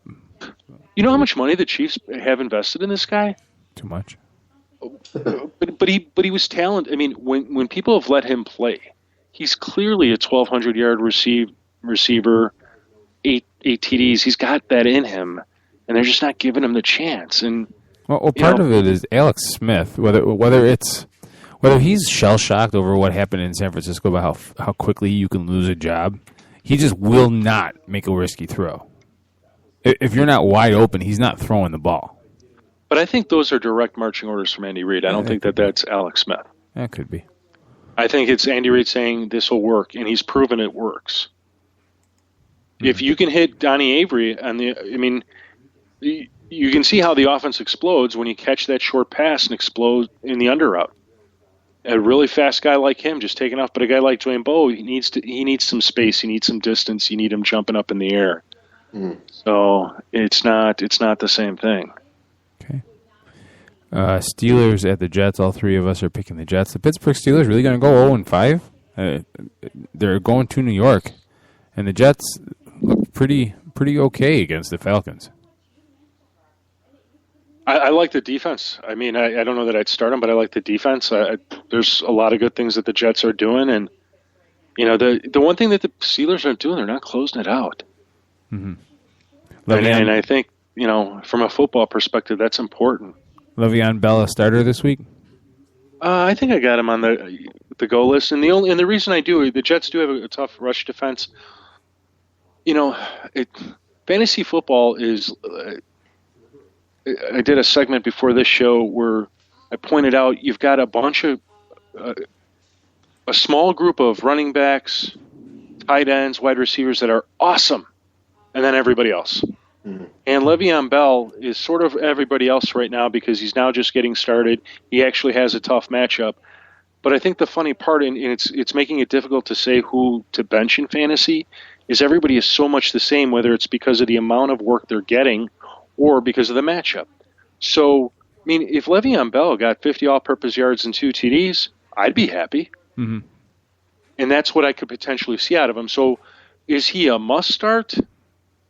I think if you got 2 running backs, and he was, you're probably going to play him as your RB2. Certainly, I think as your flex, you should give him a go. All right, what about Geno Smith? I think that's tougher. Again, the Steelers, I would say definitely not. Believe it or not, in fantasy, the Steelers, I want to say, are number 1, number 2, number 3 against the quarterback position. Even Jay Cutler had an awful game against them. statistically. I mean, he could have thrown, a couple TDs, but he probably only threw for 100 yards. It kind of buggered everything up. That's the kind of defense that they have. So I would not play him this week at all. All right. Packers at Ravens. We are all picking the Packers to win on the road. Anybody that's on your radar in this game, Jim?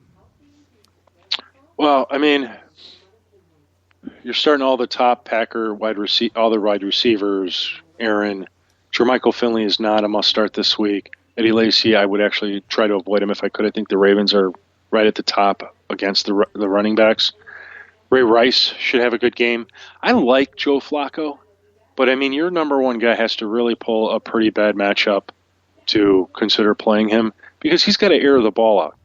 I love Torrey Smith. Talk about a player who is quietly having not just a career season for him, I think this is his third year in the NFL.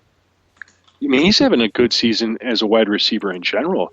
He's got to be top 10 in most fantasy football leagues. And can I tell you, for a fantasy owner standpoint, because I have him in the league I'm in with Keith, finally in the last 2 weeks, he's broken the 100-yard mark because he was known as the 92-yard man to me because in week 1 versus Denver and then week 3, he got to 92 yards. He did not break that 100-yard barrier, but he finally did the last 2 weeks, and it's been a godsend. Oh, he should in theory this weekend blow it up. So. Yeah. He better because the other end of that trade that Steve got, Steven Jackson, has been, well. But so far, if you look at between him and Matt Forte, which I gave you, I think I'm winning point-wise right now. Yeah, I don't know. All right, St. Louis at Houston. We're all picking the Texans to get back on the track. What's going on with Matt Schaub? Does Matt Schaub's struggles take that much away from Andre Johnson from a fantasy standpoint? No. Here's why. I mean, Matt Schaub throws for 190 yards and a TD, and that 100 yards and a TDs to Andre Johnson, you're a happy person. So I would always play Andre Johnson. In fact, I got to tell you, the only thing that holds me back from saying you need to play Matt Schaub in this game, absolutely 100. Hold on 1 second. Oh, do we drop a mic? Yeah, hold on. Oh, we have a piper down. Pipe it down. A piper is down. Okay, here we go. I was about to start singing If You Want My Body. Sorry, go ahead. So anyway, the only thing holding me back from saying that he's a must-start this week is what happened last weekend. I mean, he's got 3 games of over 300 yards passing, and in each of those games, he has 2 to 3 TDs. And I believe 2 of those games were at home. I mean, this is not a good Rams defense. I mean, it was touted as one in the preseason. On paper, it looks like it's a good one, but they're just not doing it. So, I mean, it's a risk for somebody to play him, and I doubt that anybody will. But, I have one league. I'm contemplating it because I'm just kind of looking at this going, man, wow. Mm-hmm. But at the end of the day, it's a coaching staff decision. I don't think they really want to go with TJ Yates. I really don't. But Schaub has sort of dug himself into this corner, and he's going to have to dig himself out. And let me just say this. If you're listening and contemplating going to your quarterback's house because you don't like the performance he's doing, just go ahead and just throw yourself in an ocean, okay? Light yourself on fire and do the rest of the world a favor, okay? Panthers at the Vikings. We're all picking the Vikings. God, I couldn't believe I was actually going to pick the Vikings in this game. But the Panthers are such a question mark, especially offensively. Is there anybody besides Adrian Peterson, Jim, in this league or in this game? Well, I love D'Angelo Williams as either an RB2 or as a flex this week. The Vikings are notorious for giving up gobbles and oodles and gaggles, whatever word you want to use, of yardage to the wide running back position. So, you could feel good about playing him this week. Now, whether or not they're going to give him the ball enough times to make that kind of an impact, I don't know. But, I mean, he should be in line for 100 yards and even a score, so keep your fingers crossed. I mean, I like Cam Newton in the matchup. The Vikings are awful, just bad. Mm-hmm. Pass defense. I mean, sooner or later he's got to shake whatever's bothering him. And I think if you have Cam Newton, I got a feeling that you took him high, and you probably didn't take a great backup, so you're probably playing him this week. And it's not a bad matchup. It's just it's all on Cam's shoulders, and exactly what I said in the game review, whether he could take some of that energy out of his celebrations and put it to executing on the field, especially when they're on the road. Greg Olsen, I love him this week. He's in line for 101. This is a great passing match. I mean, you want to see Steve Smith sort of shake what's been ailing him. Talk about another guy that a lot of people drafted expecting more, and he's not panning out. They're just not getting him the ball. And then Greg Jennings, I like this game, even though, does anybody know who the quarterback's going to be for the Vikings? It's going to be Matt Castle. Okay. I mean, I like Greg Jennings. I liked him in either case, whoever was going to be under center. But, I mean, I think that's better that it's going to be Castle. I have no feelings one way or the other about Castle. I haven't evaluated him for the game. And, if this were a different Cam Newton, I could see picking the Panthers. It's just, he's sort of shaking the faith. And I think the Vikings coming out of the bye, that was probably a good thing for him. Now, here's an interesting thing that I'm kind of looking forward to with this game is if you remember when Minnesota beat the Steelers last week, Adrian Peterson sang the praises of Matt Castle, saying he was a true leader and he was everything. He was great on the field and he did have a good game.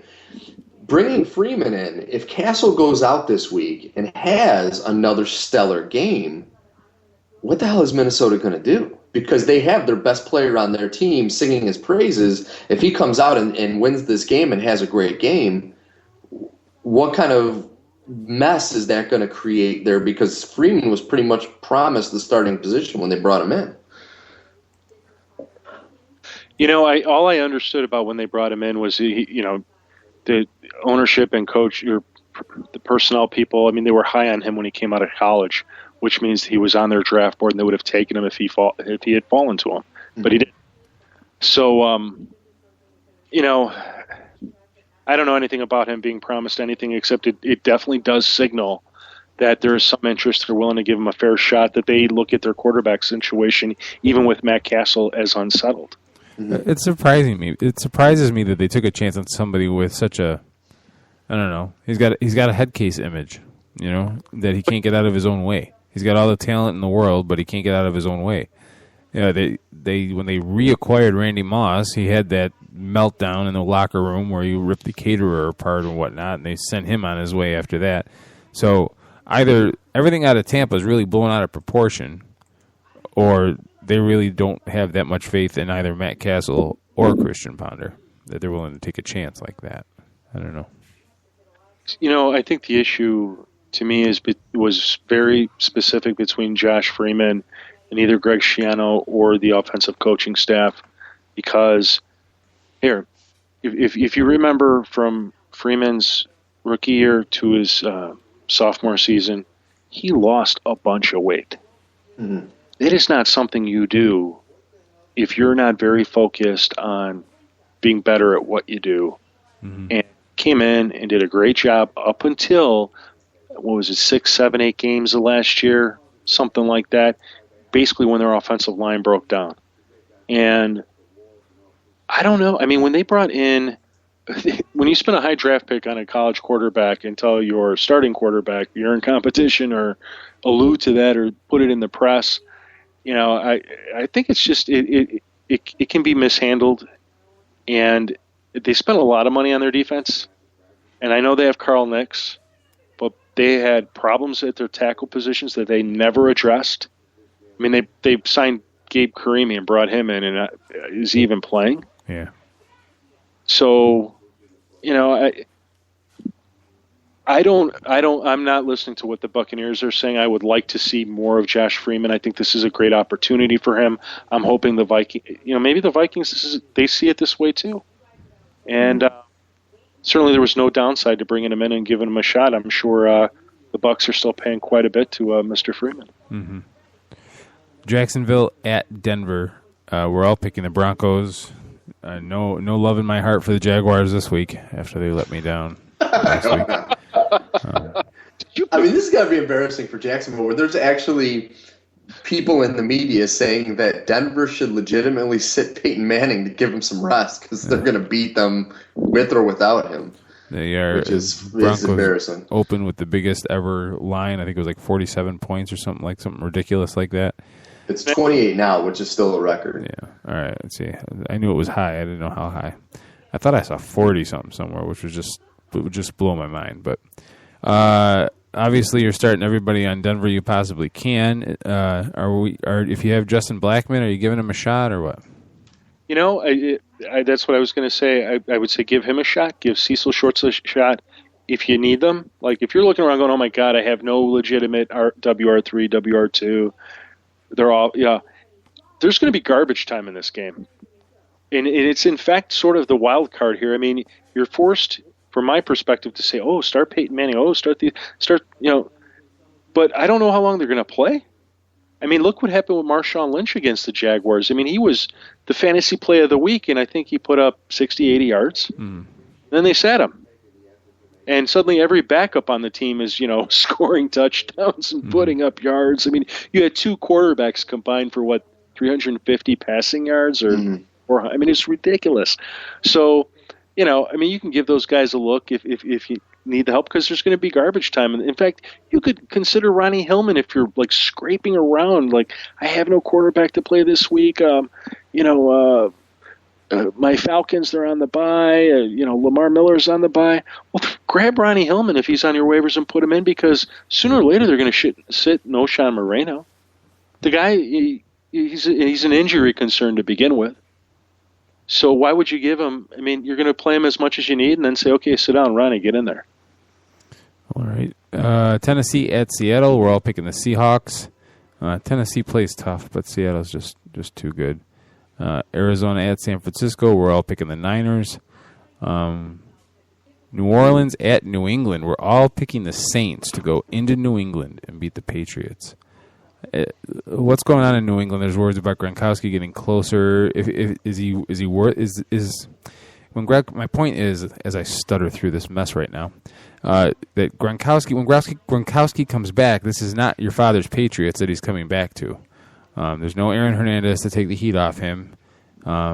There's Danny Amendola instead of Wes Welker, and Brady is struggling mightily with the targets that are out there. So if Gronkowski comes back, maybe not this week, but do you see him being a fantasy impact player?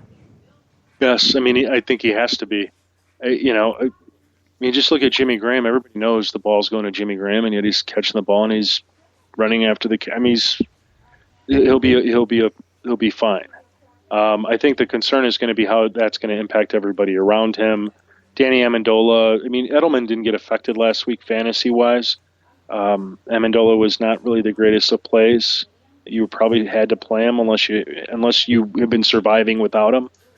But that's all going to change eventually. And so the question is, how is the distribution of the offense going to go? I mean, so you've got Danny Amendola who takes the place of Wes Welker, Rob Gronkowski for Rob Gronkowski, and then who fills that third spot? Is it going to be Edelman? Is it going to be Kendall Tompkins? I think it'll be Tompkins. But, we haven't yet seen him put up a big game, like 100, 130 yards, multiple TDs. We've seen the multiple TDs, but that's it. So, I'm hesitating on the offensive weapons for the Patriots. They're lacking a running game. Brady's the best bet. Certainly Gronkowski would help him. Gronkowski would be a must-start. For the Saints, you got to like Brees. You got to play Sproles no matter what, even if, Drew sort of outside of Jimmy Graham, it seems like every week Drew Brees picks a favorite. And who that is, who knows? The more impressive part of the Saints, right, to me, has been their defense. It's just been amazing. Everybody, it's not like you're unveiling state secrets here, but their defense has been pretty amazing. Yep. Rob Ryan. Yeah. It's got to make you wonder what went wrong in Dallas, because he's come in and he's been just dynamite turning that team around. You just look up in the owner's box. That's all I'm going to say. I don't want to go there. Answer your flip phone, Jerry. Washington at Dallas. We're all picking the Cowboys. Washington has big defensive troubles. And, Jim, are you as excited about the Dallas offensive players as you are normally? I'm jacked up for this game. This could be will not be the Cowboys Broncos, but it should be a high scoring game. You've got to like the playmakers for both teams. This is good that the Redskins are coming off a bye. Obviously, gets their playmakers some rest, gives them an extra week to prepare for a good Cowboys team. And everybody poo-hoos Tony Romo about that interception from last week. But come on, the guy had over 500 yards passing and 5 touchdowns. You kidding me? That's him choking in the fourth quarter. Well, but I have so many guys on the gridiron that it's kind of sick. If you have them, play them. My biggest concern would be for Alfred Morris if the game gets out of hand. Suddenly they can't run the ball, and that tempering his numbers. But I think you got to play him. All right, and the Monday night game, the Indianapolis Colts return to Monday night. Andrew Luck's first Monday night football game against the San Diego Chargers in San Diego. We are all picking the Colts. What are your feelings on Phillip Rivers? Because the Colts' defense has been a little bit better than what we're used to. I think you got to play him. He's been so dynamic. He's been generally a 300 to multiple, with multiple touchdown quarterback, and with no stopping him. So, I think he's worth playing.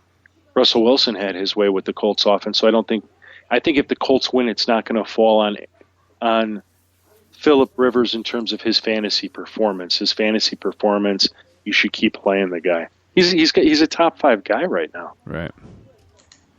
All right. And now the 2 games that there is disagreement on. Steven needs to defend himself.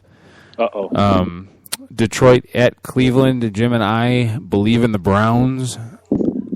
Steve apparently saw something we didn't in last week's game against Green Bay and is picking Detroit.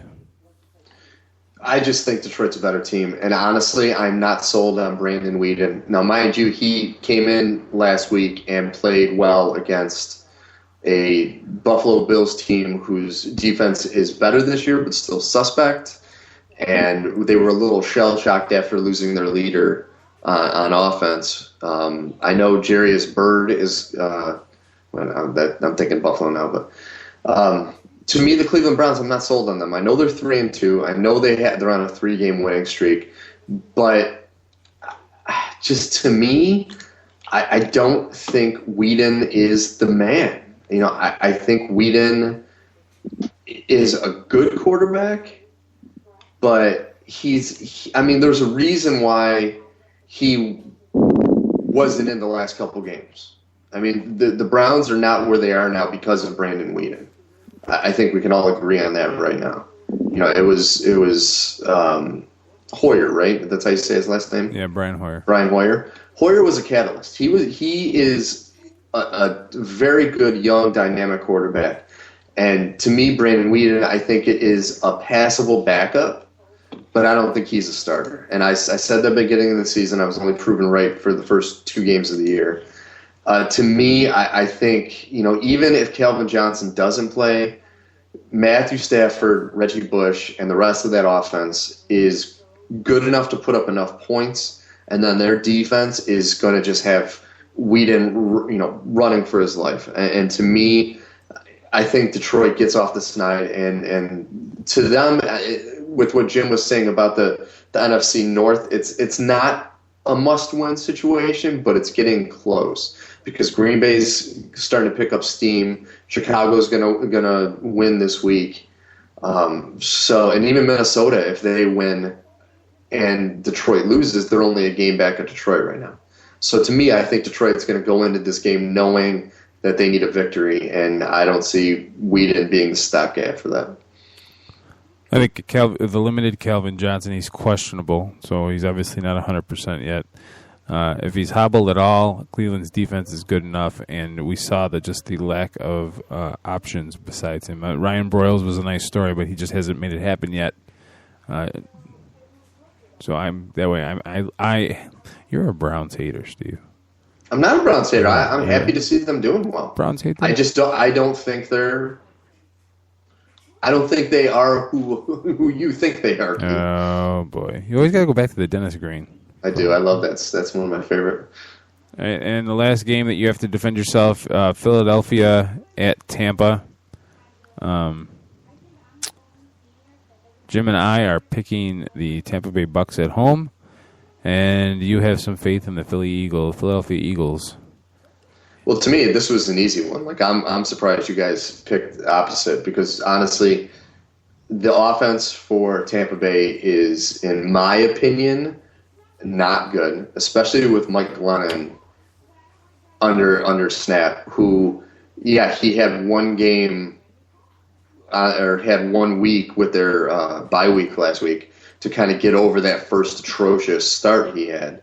But now you're going to put this rookie. Now, mind you, I know Philadelphia's defense is not that good, but the speed of the game, because of the way they play offense, is going to be that much more difficult for him to get. You know, he's already trying to get associated with the normal speed of an NFL game, and now he has to play the Chip Kelly crazy, super fast tempo.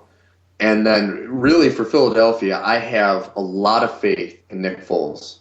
But then, as long as Vincent Jackson, or not Vincent Jackson, Jesus, I'm not even talking about the right team right now. As long as LaShawn McCoy is on the field, and as long as Deshaun Jackson is on the field, I think the Eagles are going to go down there and they're going to win this by. I'm even going to take a shot in the dark and say they're going to win this by more than 10 points. That's how sure I am with this. And remember last week when I made that assurance with Indy, I was dead on. And I think the Eagles are going to win by 10 points in this game. I do not see Tampa Bay even coming close. Wow. Jim? A lot of things. First, Steve, I understand where you're coming from with their offense for the Eagles. But the Tampa Bay Buccaneers defense is actually really good. And, I mean, you know, Deshaun Jackson's going to pull the best coverage on that team. Darrelle Revis, he'll get shut down. LaShawn McCoy is going to become one-dimensional and go up against what is, I think, a pretty formidable defensive line. I don't think he'll get shut down. He'll be productive, but not as productive as you think. I think this game will become very much about field goals, and that Eagles defense, here's what I'm going to give Mike Glennon. He threw for almost 200 yards, 1 TD. He turned the ball over, that's fine. They let him throw the ball 23 times, which I actually thought might be a little bit high for a rookie. But I think he'll get a few more shots. I think Doug Martin's going to get a lot of touches. I think he'll be a lot more productive because, again, this Eagles defense is just not very good. So, you know, if the game can turn into more of field goals with a couple touchdowns, that's where I see the Buccaneers sort of coming together and being able to beat the Eagles. Because, quite frankly, since week 1, that Eagles offense has not looked the same. So I don't know if that Nick Foles will be able to make it look like it did in week 1. He might, but he may not. So we'll see. Tampa's defense is 4th in scoring. And so you go. We shall see. I was the prognosticator of prognosticators last week. See if it rolls over. They're 5th in passing defense and 4th in rushing defense. So, once again, I blow my nose on stats. Stats. You blow your nose. Do not paint the entire picture. So you have more faith in Nick Foles than you do Mike Glennon. Yes, a lot. I don't think you've watched enough tape on Mike Glennon. I'll tell you. I have. Okay, and also I look at now I know the New York Giants are off to a horrible start, but talent-wise, New York Giants and Tampa Bay to me are not that much different. No, you're right. Especially experience-wise. Tampa's more talented. And last week, Philadelphia went into New York and put a whooping on the Giants.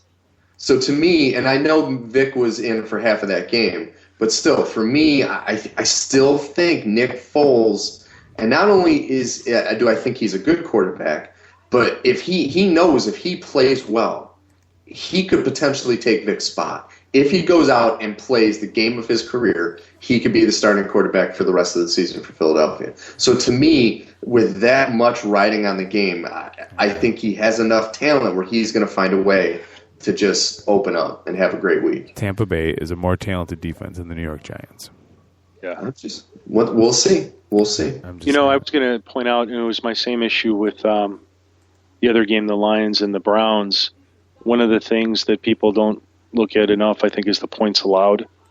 I mean, it's just such a stellar stat. Insofar, you could give up a boatload of yards, which is why you can't really look at some of the fantasy football indicators and follow them blindly, because you could sit there and give up 300 yards passing, but if you only give up one TD, I mean, that's not a very good.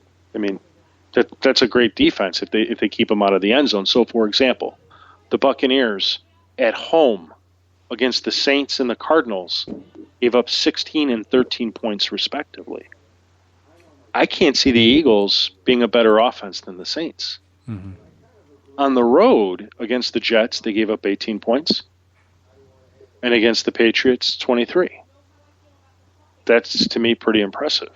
So unless something changes, that should be, I think 23 is the most the Eagles will possibly score against this defense, and with a better likelihood that the Bucs can hold them to under 20 if they can get Doug Martin going and you just get one passing touchdown. I think this is a game that the Buccaneers can take in what will eventually be a kicking game.